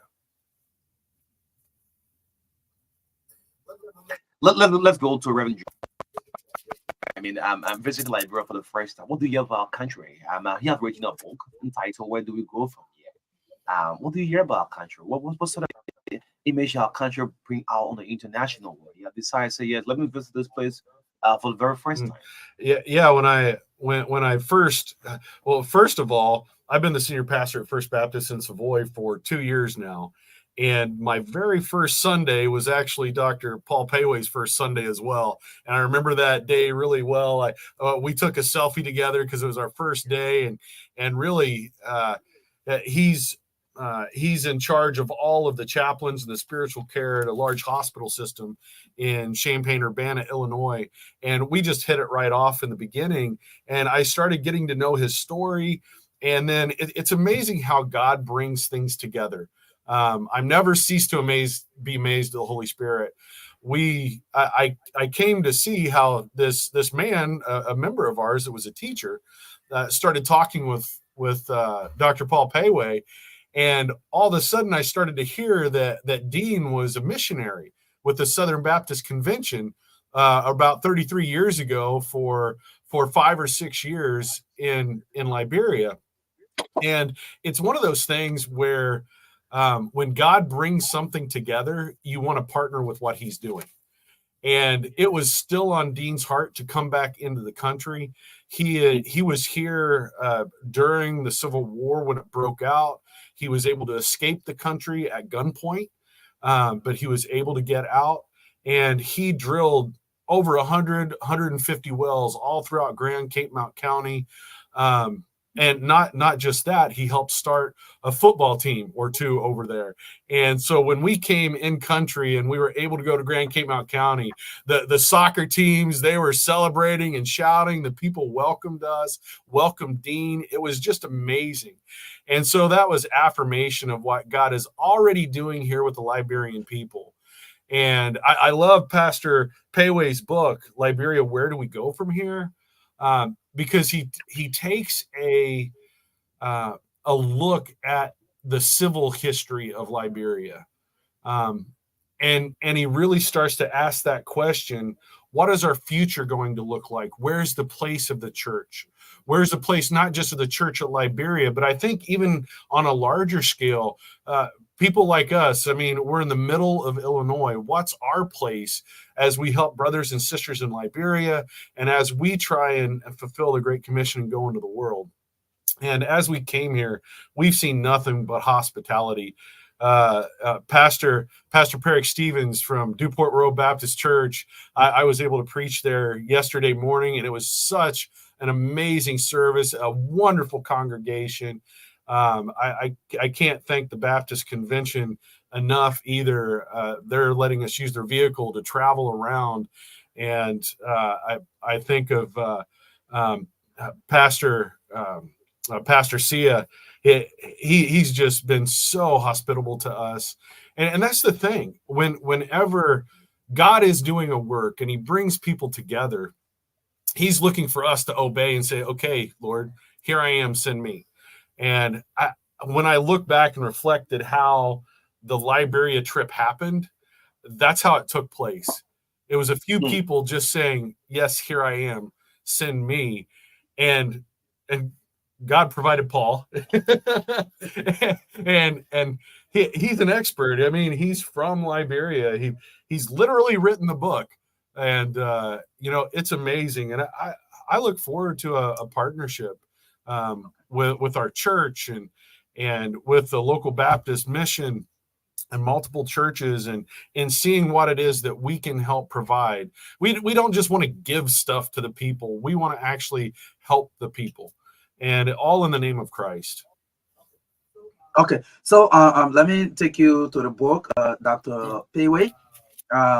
Where do we go from here? Liberia, where do we go from here? And in the book, you outline 4 presidents. Why you did that? You named President Arthur Barkley, Edwin Barkley, William V.S. Tubman, and Samuel Doe. Yes, I look at the history of Liberia, and President Barkley, he is a part of the First Republic, and his contribution to this country is something that I kind of wanted to bring forth, and how he was hated by the indigenous. President Barkley, especially Arthur Barkley, he was the guy that levied taxes on the indigenous. And in that process, the indigenous, especially where I come from, the Bassa people did not like him. The Bassa people had a Cold War. So whenever he sent his people in Bassa to collect taxes, they would use that Cold War to hide. Research tells me. So he was one of the guys I wanted to kind of put for, because each political session, each political year, it brings its own context. The context in which the president or whoever is the president, the context provided for them. They work within our context. But that context, which, in order for us to move from where we are today, we should look at the context that is being given to us, and how can we leverage the authority we have as leaders in our nation to bring about equitable justice in this country. And it's one of the reasons I pointed out Barkley. But then, I also wanted to talk about Tubman. Tubman did, he was the longest ruling president in this country. And we all know what he did. And I wanted the Liberian people to reflect on his leadership, what he did for this nation. History will tell us that President Tubman, he was like the Solomon, King Solomon in the Bible. He's being compared to King Solomon. He was a man of wisdom. But under his regime, Liberia lived peaceably and there was stability in this country. The economic bloom of this nation, it was President Tubman. But I want Liberian people to learn from the history. But the thing about President Tubman was that though our country was blessed, there was no development. There was no development. And President Tubman was a law president in this. You mean like infrastructure is function and all of that? That's why the people love him. People loved him because rice price was down. He was providing, rice and other things. But when you look at the infrastructure of our nation, our GDP was high up. But you look at the country, there was no development in this nation. So you left out Tobert and came straight to Doe. Yes. Because Doe was the first president for the Second Republic. Okay. I left out Tobert because I put Tobert in our First Republic, but Doe was the first indigenous to be president of this nation. And Doe brought about changes, but he sabotaged himself. And I want Liberians to know that, as a leader, there are things you need to consider to that sabotage your leadership. If you want the Liberian people to love you, or you want development in this country, be able to self-manage yourself. Let's go to the book itself. Liberia, where do we go from here? I mean, how do we attend? Is this a book for sale? You have it on the kids of your sale, or you'll send it across various schools or in the country? In the States, is on sale, but for Liberia, I brought copies that I'm donating free. I had a philanthropic organization that kind of bought the copies for the university for major. How are you doing it? Primary school, secondary, university? How are you doing the distribution? Right now, I'm offering it to the universities alone, because the copies I have are limited. So we want to put it in the universities. How many brought? Like 1,000? Less than 1,000? No. Because of transportation, we brought about 50 copies. To just simulate to the universities. Okay, so out of the 50, MARKA got one already. So for the 9, yeah, for the 9 No, remaining. your copy is quite different. Okay, oh, the 50 is there. Yes, 50 I hope is it's not just to be the still run university. Yeah. Other universities across the country, at least you'll be able to have a copy. Yeah. Let's go back to Reverend Sanders. I mean, you listening up to some facts about country. When you yell about the country Liberia, what runs to your mind, Reverend Joel? Well, you know, when I think about the country of Liberia, I see people who want truth. I see people who are desperately searching for leaders that are going to hear them, leaders that are going to lead them and into the next step in prosperity in the world market. But I also see a people that's very spiritual, very religious, a people that's very rooted in their faith. Whether it was the indigenous people or the freed people, they're very rooted in their faith. And I deeply appreciate that as a pastor. As I've been able to talk with various people so far, it truly does seem like this is a country that really is ready to just do something great. It's almost it's hard to describe. It seems like there's a few things, and I don't know what those things are. I wish any of us did. I know it's campaign season. I think many of those have an idea of what those things are, and they have a lot better context than I do for sure. But I can tell, like, campaigning in Africa is a big difference from the U.S. Absolutely. I heard there was something like 800 and over 800 people running for like 73 seats, all at the same time, and you know, that Liberia is a young country, right? America is a young country itself, and we're still learning how to be a country. But the difference, when I think about the similarities and differences, is we were able to maintain a civil structure and leadership that built upon the last one, even though one form of leadership may not have agreed with the previous one. And in Africa, it seems like, and I'm coming from a layman's, somebody from a totally different continent, right? It seems like there's just a lot more upheaval between elections and between people, and they want to distance themselves from the party or the platform of the opposing one before. And I really don't know the answer when it comes to the political aspect, but I do know the founding of America was one of faith, and the more people lived out their faith in their politics and in the public, that's what made the difference. Okay. Yeah, go ahead. I was going to say that's what made all of the difference in America, and we were able to build on that for at least the first 100 years. And my prayers are that for Liberia. Not that it's a theocracy. We know those don't work.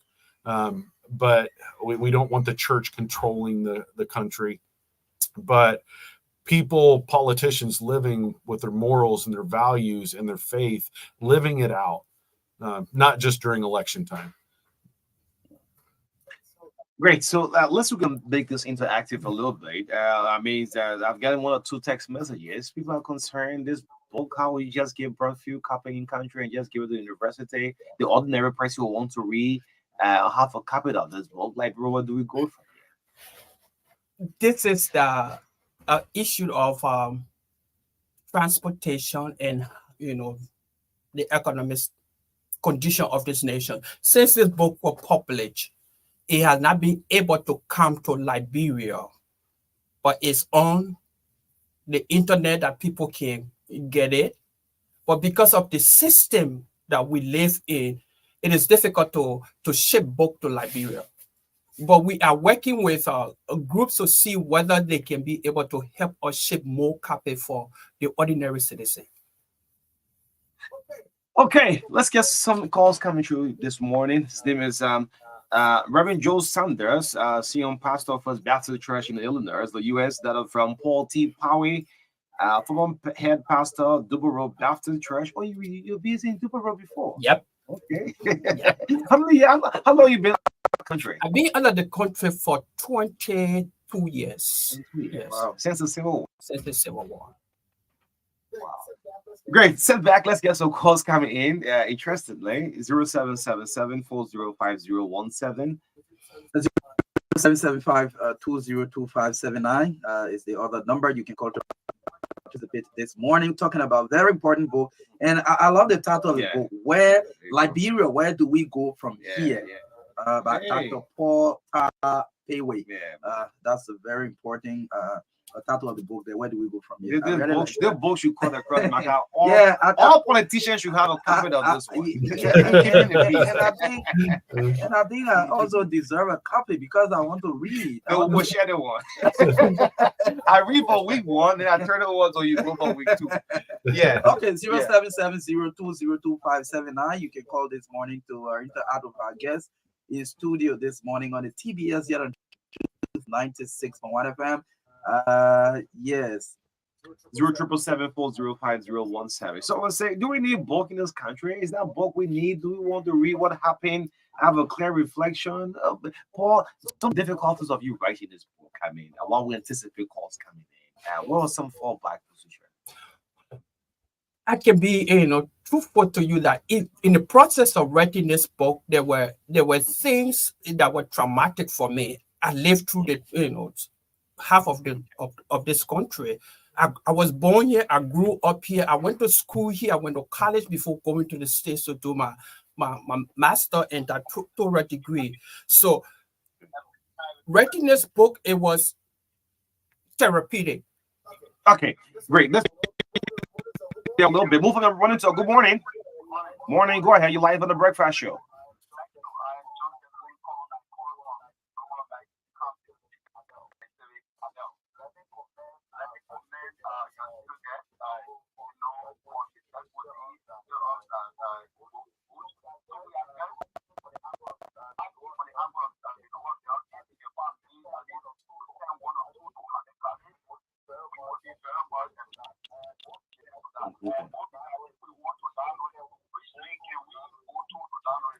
Okay, I mean that's a good one. Thank you so much. I mean 0777-405-017. Call us here from you. We no longer teach service in school nowadays, so I mean the children in school just don't want to know what happened. Like where do we go from? Yeah. 0777-405-017. Someone says, is it possible for each copy to be sent across to all university? If Dr. Peewee can take that into consideration. Wellington Kind of the University of Liberia. Let me pick this call out right. Good morning. Morning, please be audible. Go ahead.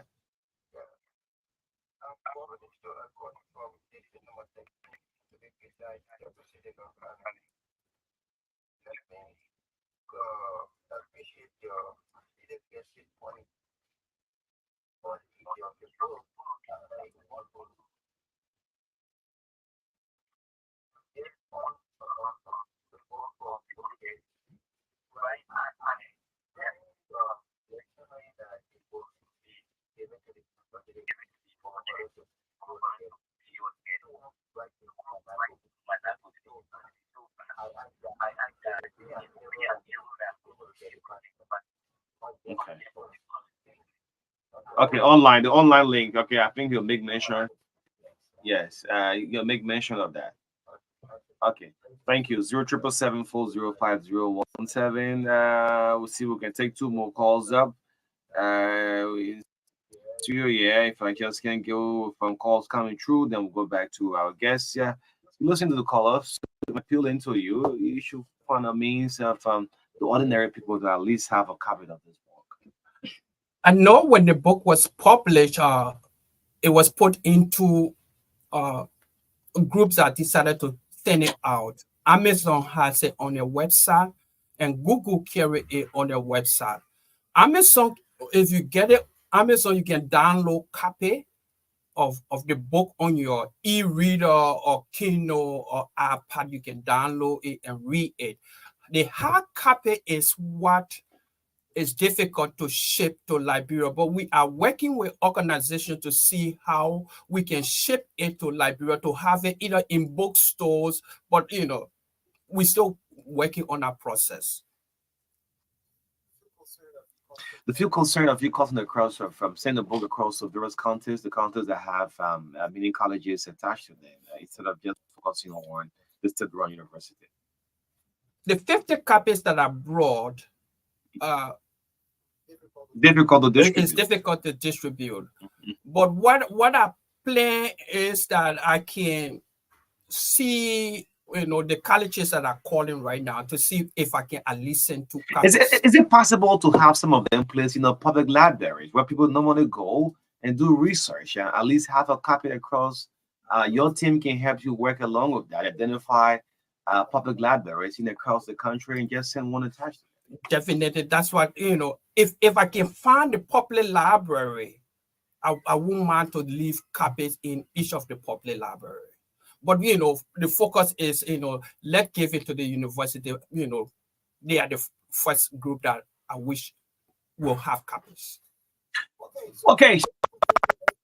To take parting comments, let's start off with Reverend Sanders as you close off in 2 minutes. What message you have for Liberians?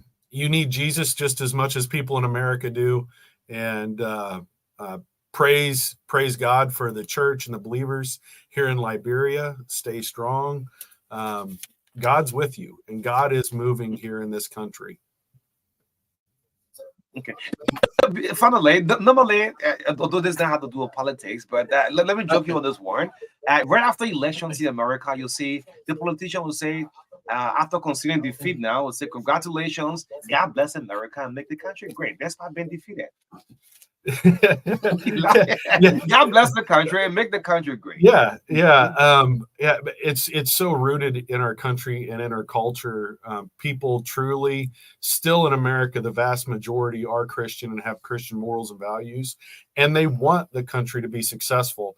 And it's strange. I almost think about it like I have 2 older brothers, and we would fight growing up. I mean, my mom would break us up and she would tell us just anything below the shoulders is open and nothing below the waist. And so when we fought, and that's how politics is in America. And when it's done, traditionally, not all the time, but traditionally, whenever the winner comes out on top, the fight's over. Yeah, the fight is over. God bless the country and make the country great. Yeah. Great. Yes. Reverend Perry, as you close out. Well, I'm happy to be back home, and I wonder, we are praying for the Liberian people, especially at this point of decision making. We are in a political season, and I wish Liberian people could read the last chapter of my book. Where do we go from? I outlined 6 principles. If they can follow those 6 principles that are listed in my book, I think it will help them to cast their vote, who they want to lead them. And this is where I say, Liberia, where do we go? We pray that things will go well. And also we say, God bless our loved country. It is liberty that brought us here, and it is liberty that will sustain this nation. So we thank the Liberian people. The love of liberty. Yeah, yes. In the midst of all country friends. You feel jealous about his country? He says, God bless the country, make the country great. After results have been announced, after they conceding defeat. It's difficult in Africa. I love the country, America. And I envy them because of what they have and how they franchise their political power. I wish, those of us in Africa can learn from the model. As Liberia, we copy everything from America, but when it comes to political decision making, we fall short. And I wish we can learn, from some of the model. Great. Let's hope next time we'll have better interaction, perhaps after elections. And go share a microphone. Joel, great seeing you. Have the best of time. Thank you. Thank you. Great. Let's do we get a brief in, brief out. It's the True Breakfast Show. We'll come back and bring our last segment. Guys, my name is O'Neill. In the You listen up to him. Yeah, still love it. God bless America. Make the country great. In the midst of our country friends. Let's get this break. We'll come back. We'll bring on our last segment guest right here on the True Breakfast Show on 96.1, the heart and soul of Liberia. I'm with you, Roberts. Don't go, but we'll be right back. Thank you. Because since I moved here, I think 18, yeah, in the you know, when you're not using the money, you can't do it. Now, it's a war. I used to be like, it's now one for other see they want to see the end. We that women there when we say we'll call you, we like you to the extent. So we that not let that women there, we standing here. We not say we want you to do this one, we want you to do this one, but you can't have. Yeah, they catching hands. So at least we can't take you for you to stay out in the garden. Anybody that can you there if you can see the person. So and you left out with it. For the camera, but now we see the here we go, yeah, boy. Don't here I get. Profile. To forget solar panel light, so that community also closer to the house, seeing the area clear, so grateful, and one way, continue giving a strength, continue blessing him, whatever, to do what that we want to do. Yeah, this is our development. So I want to appreciate so much for what is this for. So long in the living. I've been here for past 10 years now. 10 years. Yeah, the first time you see light open in the house. Yeah. It's my first time to see solar panel there in front of my house. So I'm so proud of it. I haven't because I get all left. Some band they come there, no development. I can't have what did a year where development. Thank you. I was saying that may I would tell what thank you for why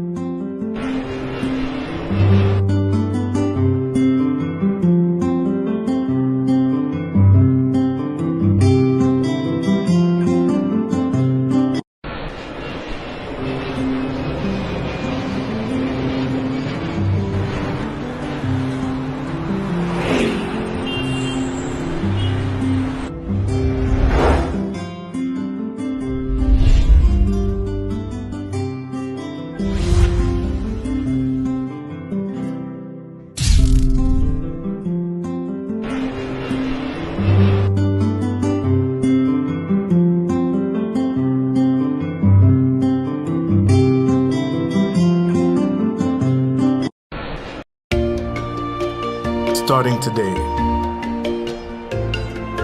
why not have a little more fun?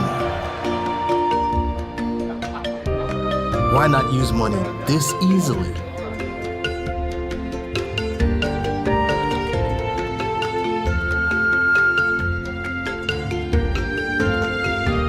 Why not get even closer to family?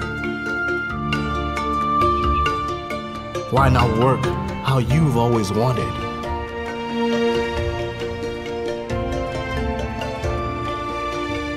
Fun, money, family, work.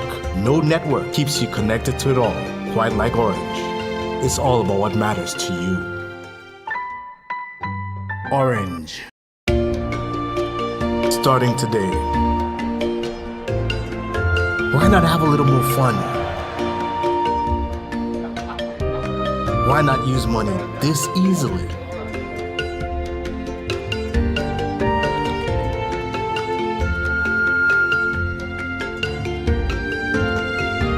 Why not get even closer to family? Why not work how you've always wanted?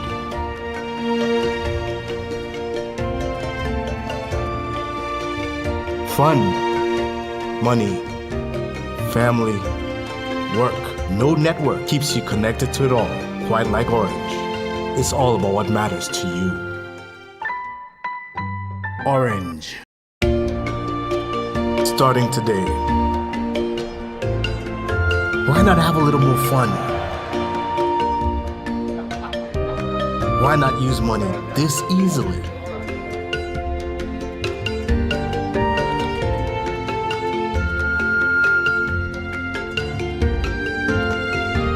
Why why not get even closer to family?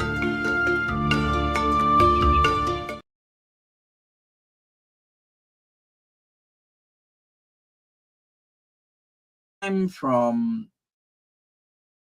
District 3, Montserrat County, and we will do this for a couple of our meetings to talk to them this morning. They've come. They are endorsing the candidature of Patrick Komoya. They will introduce themselves and tell us what is that team. Yes, so this morning we have the team in studio. We will just let the camera to capture them this morning, and they will start by introducing themselves and tell us more about it. Good morning, gentlemen. Welcome. Good morning. Hi, I'm talking small. Hi. Good morning. Okay, so yes, let's hear you, your name and position, and then we talk a bit about the group. Okay. So by the way of introduction, Samuel D. Bashir. I'm here with my brothers. They will better introduce themselves. Okay, Peyton P. Bashir. Yeah. All of you on the sides, the Bashir as well. How everybody Bashir? Yeah, How? Yeah, and so we members of the United Bashir from one father, and we are here today. To set the record straight. Are you guys related to the current representative of this? For sure. All our brothers. Wow, this is I don't know what I should say on president. But anyway, let's hear about the group. Okay. I'm not sure. Okay. And so this group are all young people of this group, brothers and sisters of Honorable CDC Bashir, who think that future stay ahead of us.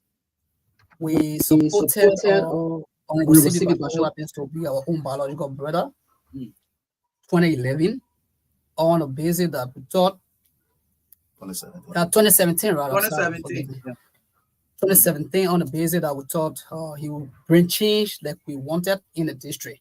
And being young guys like us, our sister, we have our friends in the district, we rally with them, and then they rally around us to support our own brother, who we believe at the time was the best way to remove Honorable Bill Twawe.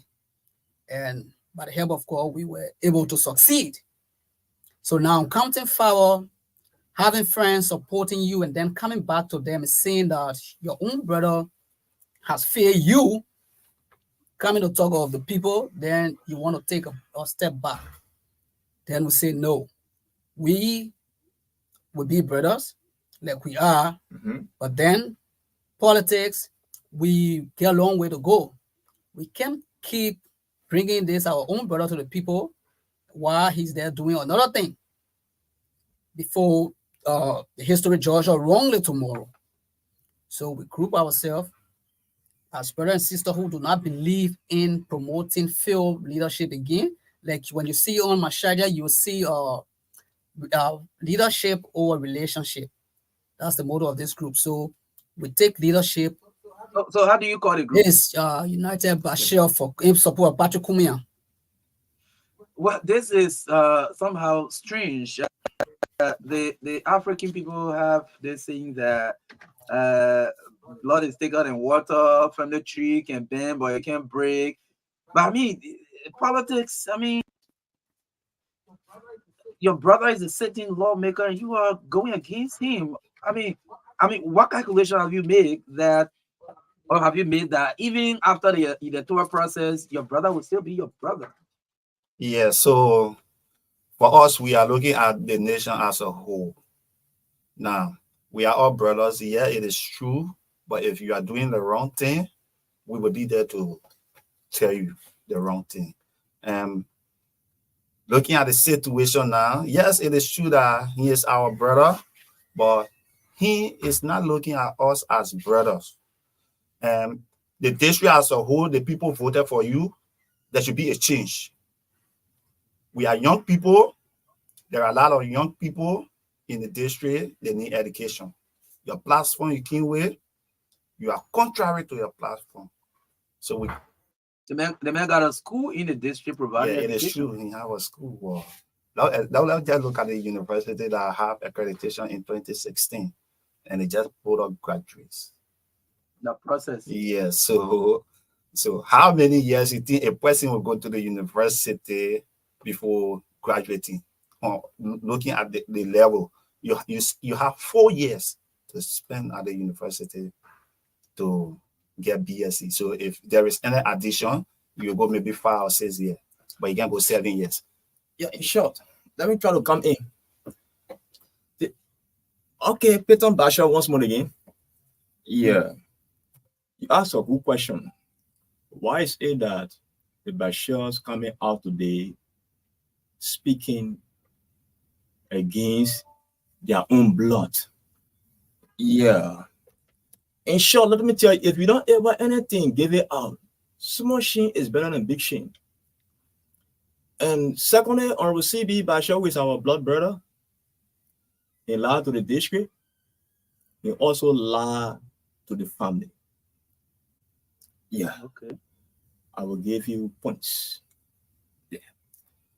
Honorable CB Bashar told the district that he's going to make sure the yellow machine that he took from wheresoever he took it from, he's going to make sure that the district will not go into bad roads condition. But the yellow machine parking out there, they are spare parts today. And on receiving Bashar Kama again, he said, he's going to make sure that what Honorable Bill Traore left, he's going to do more. But we are not seeing the mark for which we were in the rain, the sun, and pushing forward to see how best the district can be the #1 district in the Republic of Liberia. That people will say, yes, the Bashar family proof to the Liberians that their father name in the future, they're able to carry the light. You know, let me tell you something. On receiving Bashar, when it comes to the family aspect, where he plays his family out on a false pretense and opening an institution on our father property, and where the Bashars have no right to attend that institution.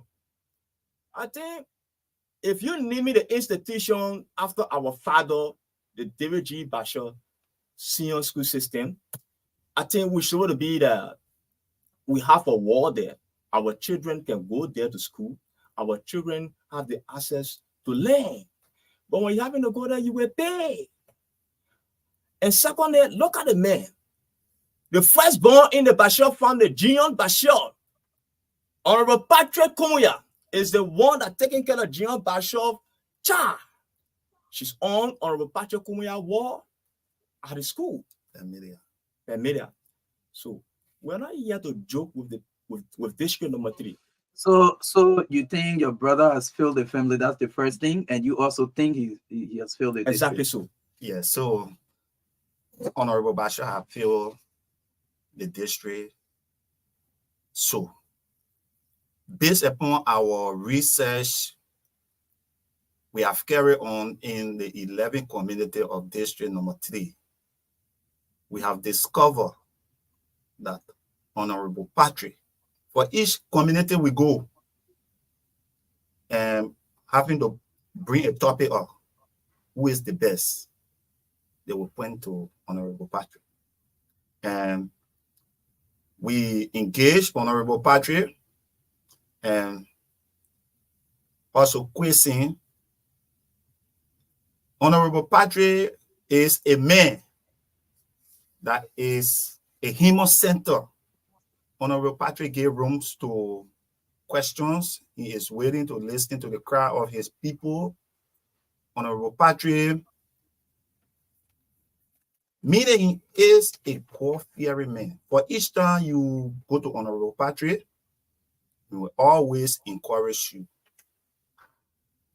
Let's take, for instance, when we go. Have you quizzed him on his legislative agenda? It's not only maybe being a businessman, a humanitarian, but have you quizzed on Patrick Kumwe on his legislative agenda? What does he have to deliver at the legislature in the interest of the people of District 3? Yes, so it will not just be that during holidays the man will give out food and good gestures, but a leader to represent. Yes, so let's look at Honorable Patrick's ability.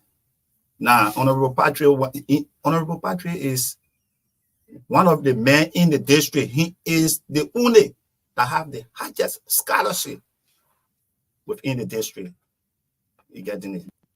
Yes. So looking at Honorable Patrick's development within the district have convinced us as brother to Honorable CB Bashir what we expect him to do. He is not doing it. So we deem it necessary to carry Honorable Kumuya, which is a God-fearing man also. Now, when you fear God, sometimes temptation comes your way. But at the end of the day, you will know that you will have that fear. And Honorable Patrick, looking at his agenda, education, which the people of the district now are benefiting from it, loan to the women, the youth are benefiting. So as brothers and sisters, we deem it necessary. So what role do we expect you guys to play during this campaign? Campaign started on Saturday. Today is the first working campaign day because it started over the weekend. Today is Sunday. From now all the way to election, what role do we expect the Bashir brothers to play in this election? Okay, the Bashir brothers, you see here, we are just three, like you say, like you see one of our sisters standing out there because of the sitting capacity. We are 15 in numbers, brothers and sisters, excluding our fiancés, who will all our fiancés. So who will also help us because when we get married, then there will be Bashir as well. So so we are 15 brothers and sisters, excluding them. So we would be on the ring like we were 2017. Sure. We would be in the sun with the team Kumayan like we were with CB in 2017. So you asked about Patrick's ability of delivering the district in terms of his agenda. So to throw light on this thing, I want to make you to understand that Patrick, amongst all of the aspirant, the candidates now that we have in this coming election, Patrick is one person who is human-centered. Sure. Patrick is one person who has an impeccable character. Patrick is one person who is developmental oriented. The records are there.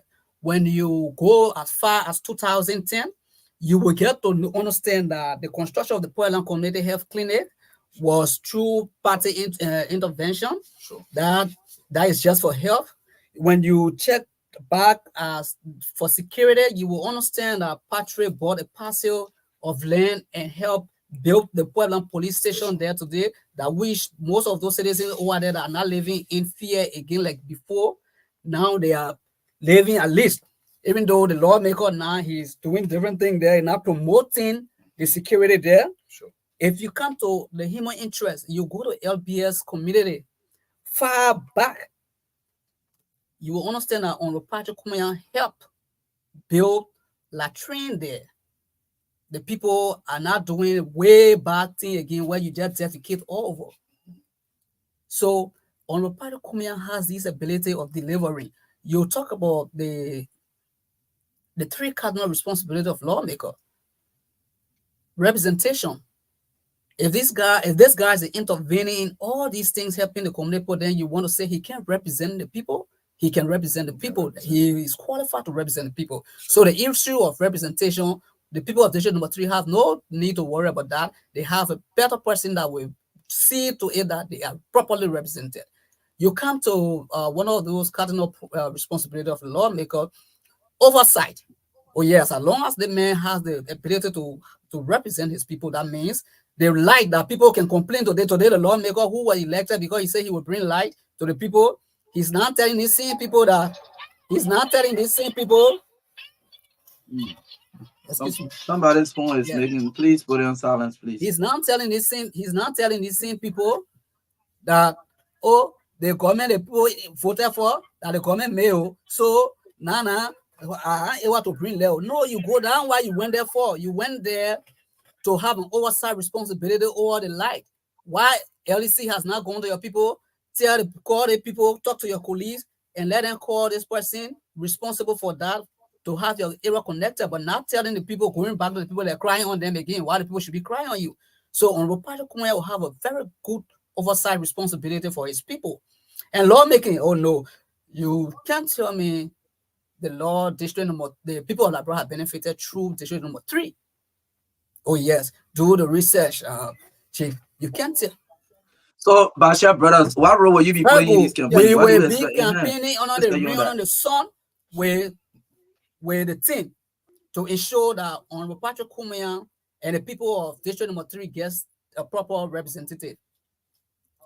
Okay, that sounds good. But would there be, or are you expecting any consequence of your decision family-wise? Because maybe your uncles, your grandparents will see this as going against your brother. Yes, we don't care. We don't care if there is any consequences. We are looking at the betterment of Mama Labrador and the people of District number 3. They need a better representation. You know, let me address that go question, back for please. reconciliation just in case. Oh, okay. Let me address that issue. Let me get you back to your former question where you asked whether there will be a what consequences. You know, we are people. We are bold people. In the Bashir family, there are people there you don't joke with. There are decision makers there, and Honorable CB Badger have a group there that he can give them $100, $200 to close their mouth, not to speak the truth. But some of all will depend on God and the help of other people to help us. You know, first of all, we'll not worry. I'll say it now personally, Honorable Patrick Kumaya is the one that's doing everything for me. I should be the one talking about Bashir in studio now. Honorable Patrick Kumaya is the one paying my whole rent. Honorable Patrick Kumaya is doing everything when it comes to feeding for me. Honorable CB Bashir is not different person from Peyton Bashir or the other rest here. No brothers and sister or uncle will come out to say, oh, what the children doing? They are in the wrong direction. No. You know, some of them will not come out now, but we are highly supported. We are not doing within the family. Yes, within the family, we are highly supported. We are not doing it on our own. We have a support from America. We have a support rep in Liberia and Ghana. So we are speaking on the entire Bashir family. Because the opposition there, they are not many. So you're making your brother an outcast today. No, not just he make himself. Because if the family in Ghana, the United States, and other places are supporting, you know, your action, then it means that it's almost yes. Let me get you the point where I will tell you say that Honorable CB Bashir is not a lawmaker. You can live in your. He is a lawmaker. But a good lawmaker.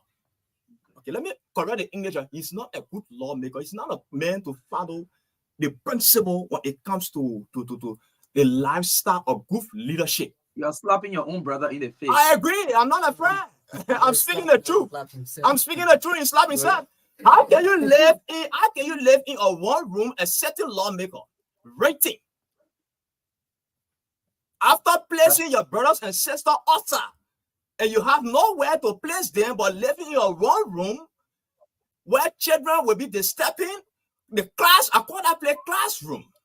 And after all, look at the shameful aspect. Look at our mother left in a rented house and she died. It's a shame to us. We are not here to joke. If you're not prepared for it, get out. Honorable CB Bashir, he is not prepared for the second time. We will not sit there to So they say when your husband says you're speaking about you. It's very good because in life, there are certain positions in life.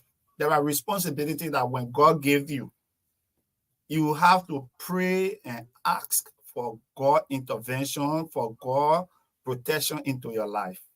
You getting it? So let me just give you an example. When we were in Ghana, I played football. Yeah. So there was a certain time they gave me the captain bin. The first football I handled when I played is the opponent holding in school. So the captain bin was like a yoke, very heavy. So I went to the coach and begged him, Coach. So please take the captain. Yeah, you know, give it to the man that rather ever on Patrick Kumuya. Give it to the man. It will be better now. It will be better now. Our brother come out to say at the ground. No. So the coach said, no, mama, way. So your family is on the verge of losing a title of a representative, honorable. So, and you are supporting his exit from the legislature. Yes, it's better. So that would give you another example. Our father is David G. Bashir. He served as a commissioner for immigration during those time. When that papi is going home, we hail from Nima County.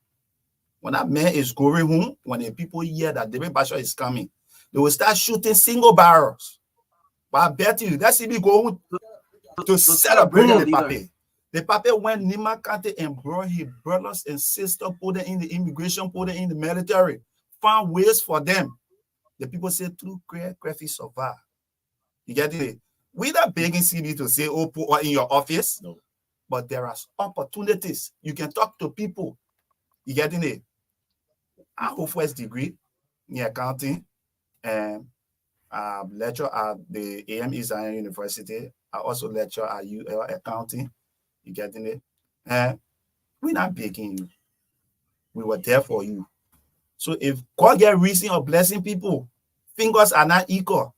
So if God bless someone in the family, it means that through you, other people should be blessed. You getting it? The entire district should be blessed. All those around CB, all those. CB is only a man that is only after himself. Teach a man to fish and to give him fish. CB says he will never teach a man to fish because when he teach you to fish, when you go, you will never come back to him. The man get high school, the man get university. But the high school, let me address the aspect when you talk about we don't have too much time, so we'll let the public interaction. Because the reason I'm asking these questions, these are the very questions we expect, and we'll open the line if people will be asking. So let me open the line. Let's hear from the people. Okay. So 0770202579 is the number. We have the Bashir brothers here. They are supporting Patrick Kumuya in this 3 Masarada County. Their brother is the sitting representative in that district. But let's take the first caller. This person is, oh my God. Good morning. Good morning.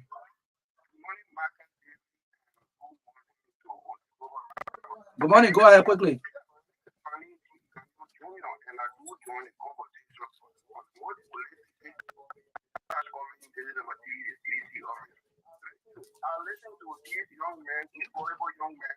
No, listen, let me tell you, I would not allow anybody to use a platform to use any words against other people here. If you call, you address the issue in a very civil manner. If you use any word against somebody, I will not, allow you to stay on the show. Please, I can't do that. Good morning. Good morning. We're doing great. You're live on the show. Go ahead.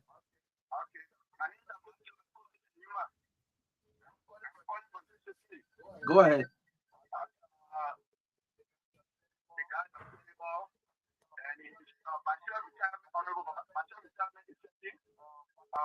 Is the next lawmaker, and we expect that 2024 will have a new lawmaker in District 3. 2024, man. Thank you.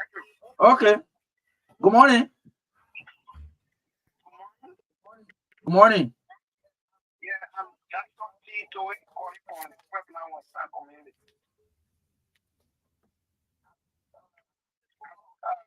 Of the Azari group called the Progressive Allowance for Consumer Party. A very big thing to the studio.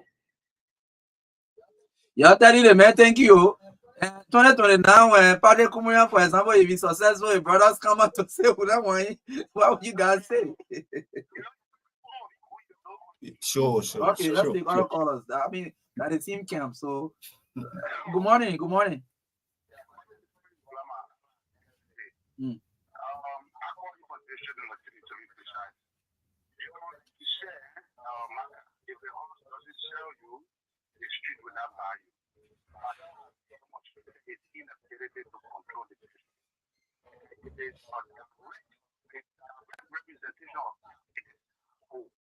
The House has come up to tell the elected edition number 3 that budget is fully capacitated to handle edition number 3 affairs 2024. So as a matter of fact, signing the agreement for Patrick Kumaya in October 10th.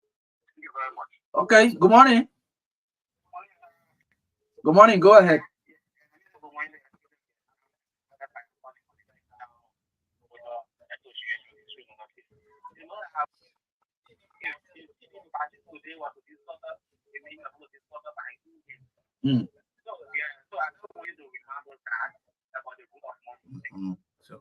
Okay, they are hearing you. You already reminded them. Good morning. Yeah, good morning. My name is Mark Dawu. I joined the conversation for this. Go ahead quickly, 30 seconds. Thank you very much. I appreciate it, getting to you there. And that you're doing that thing, you're now opposition, but rather action and knowledge. So when you have a someone who is the then take that leadership to be opposition again. You still to work in just do put in there, and you mean that the people get together and move them because that's the call you're right, and it is also in the call to your not in it. So thank you. You made a point. Good morning, sir. Good morning. My name is Tompa. Also, look at boy from to say big artists consider because this thing have been in power where and Joseph brothers went against him. So I think the place the family to where the family is supposed to be, but let God be with them and peace reign in the family. Thank you. Okay, Edo. Let me tell the last person. Good morning. Good morning. And I do join the conversation from Puebla Supermarket. You know, listening to somehow a lot of people or people to be praising Patrick Kumaya, who is the reincarnation of their brother D.B. Bashir. But he is a very selfish man who has not been there for the people over the years. These are brothers that are talking about the Puebla clinic. The implementation of the Puebla clinic today, we see just flying out in billboard, who of us flying there. One of the real factors of this, who would fall behind the project of the Puebla clinic is one unfortunate but young man. So today, the young people will gather in their numbers to gather as someone in the district to the political office of these two people to tell who is the main factor because they cannot be popular as using the political side. So to that matter, the young people will parade the district to know who are the main key factors behind the implementation of the Puebla clinic. Thank you so much. Well, gentlemen, you can use at least 3 minutes to close up on the TBS this morning. Let's listen to you. You listen to the callers. Yes, listen to the caller and they spoke well. So I want to remind the brother who said CB who have been slaughtered, that means who have been by our own hands. This is politics. This is not about personal feelings about your brother or personal envy or hatred with your brother or so. But it's about doing the right thing. Like I started here by saying, we are young people. I'm a young man. I will be aspiring for any public position, and I will lead the people of district number 3. So it would be wrong if I sell a bag goes to them for the second time. I did first that my excuse could be, I don't know that this was a bad goods rather. But now, since I know, I should be selling the good one now. I shouldn't be there for something. People say my pony is not ratting, my pony is ratting. Okay. Because I was still coming out to the same buyer, and then when they bought the last one that was ratting, and then coming with a new body, then they will not buy it from me again. Okay. So, yes, so the next person, just at least 30 seconds each, please. Okay, so I would like to take this time to encourage the people of this room to let them be focused, let them open their eyes. There are fake people out there. October 10, 2023, let them be focused, and vote on Patrick Kumuya. Patrick Kumuya is a God-fearing man, and he is the man of the district. He is the person that has the district at heart. Thank you. Okay, thank you. The next person. Yeah, I want to bless God. You know, all of the callers, they spoke well, and I think one person went on the other side, but every one of them spoke in the interest of a good leadership when it comes to Patrick, Honorable Patrick Kumuya. So I think we all on the same path. And secondly, I want to encourage them. They should be able to come out, let's give the district back to the people and take it from Honorable CB Bashor's hand from one pocket. Yeah. Okay. For one area where he sit down and conceive whatsoever he received.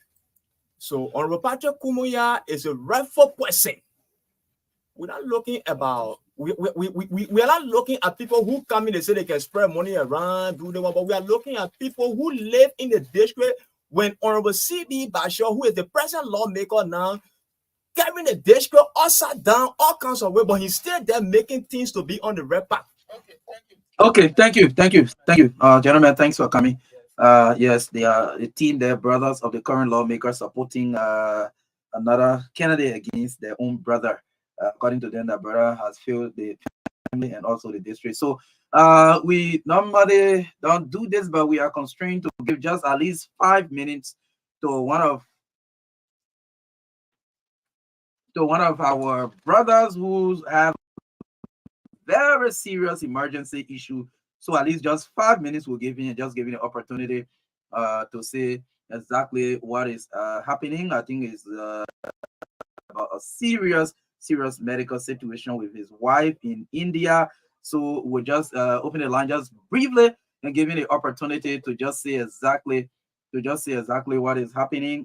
He came abruptly because of how sad the situation is. We want to just give him this last 5 minutes at least to just say.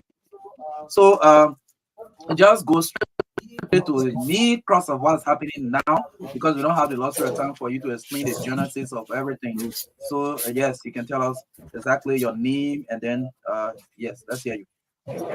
Okay. Yes. I'm Morris M. Clay. Came for SOS call. My wife, she's seriously ill in India. I did everything I could to take her from here and carry her. She went through all of the tests and she did 6 chemo. She went through her surgery, for which I spent everything I had to see her through. But for now, it is the radiation, which is $4,596. I'm on my knee appealing to all well-meaning Liberians to help my wife to survive, because the time they gave her, she gone 2 weeks against the time for her radiation, and it posed danger to her life. As I speak right now, tears is in my eye. I'm appealing to all well-meaning Liberians. Your son, your daughter, I would greatly appreciate, because she's in desperate need for the radiation. It is the last and final treatment so that she can be set free. But if not, when the cancer surfaces, like breast cancer, when the cancer surfaces, it means that she has no chance of living. I'm appealing to all well-meaning Liberians, whatsoever you are, please. Thank you. What is the name of your wife and where is she doing this? Personally, she's in India. Her name is Dorothy B. Clay. She's in Greater Nadia, and she was carried by Brother Lasana Lazurizi Cups. He doing his master's there, and he helped me to carry her. I did all of the expenses, but to host her because of the medical bill in the hospital. Now every day paying $150, so much for me. So he decided to help me in that direction, for which I really appreciate him. I don't know how to tell him thank you. But now he is back because he just graduated and he had to come back. So please, I'm tears in my eye right now. I know where to start from because the hospital continued to call. I know that the time they gave her, the time had expired and she gone 2 weeks. And how much you say you will need to underwrite that? $4,500 United States dollars as I speak right now. Wow. Okay, so in order for people to contact you, maybe by phone, or you can announce your number that is regular on mobile money, so that some people can reach out to you, and also people who want to call, they can call you directly and talk to you. Maybe they want to see you also, so you can announce some number. Where do you live? I live Dwazon Rakosha community, Lower Magibi. Okay. So let's hear your contact number. 0777 18 37 93. That's the orange. 0777 18 37 93. 18 Yeah, 93. And the Lone Star. Okay. And the Lone Star is 6 44 28 08. Call it again. 086 44 28 08. All right. So just take at least 1 minute again and re-emphasize the condition of your wife and what you need. To all women in Liberian, the leadership, political party leaders, religious leaders, brothers and sisters, I'm down on my knee appealing to all of you to please see reason to help me, help my wife for God's sake. I need $4,500 United States dollars for her radiation. And I've gone 2 weeks against the time. I'm appealing for help, please. Whatsoever you are, your son, your daughter, I would greatly appreciate it. But please, these are SOS calls, these are emergency. I'm appealing, please. I have done everything to reach that far with her. So please, I'm begging you. Even to the manager of this station, please. Okay, so Mr. Morris M. Glade, they're making an SOS call for some $4,000 to underwrite a medical cost for his wife treatment in India. The wife is Dorothy B. Glade. So you have the last opportunity again to announce your numbers. Maybe some people as you're joining, so they can take the number. Okay. 0777 18 37 93. Lone Star 086 44 28 08. Okay. Thank you. We wish you all the best. We hope that this call will yield results so that you can have your wife getting well to come back to you. We wish you all the best, and we pray that this call that you have made will make some impact, and people who are listening will be touched to provide some assistance. Thank you for coming, and we wish you all the best. Our prayers are with you as well. Thank you very much, sir. Okay, thank you. Okay, so folks, that's all the time we got to be with you on the TBS this morning. We hope to be here tomorrow again with another edition of the show. My name is MARKA Davis. I've been here this morning with O'Neil Bravos. Do have yourself a wonderful time. We hope to be here tomorrow again. Which one, man? You know, send it to me.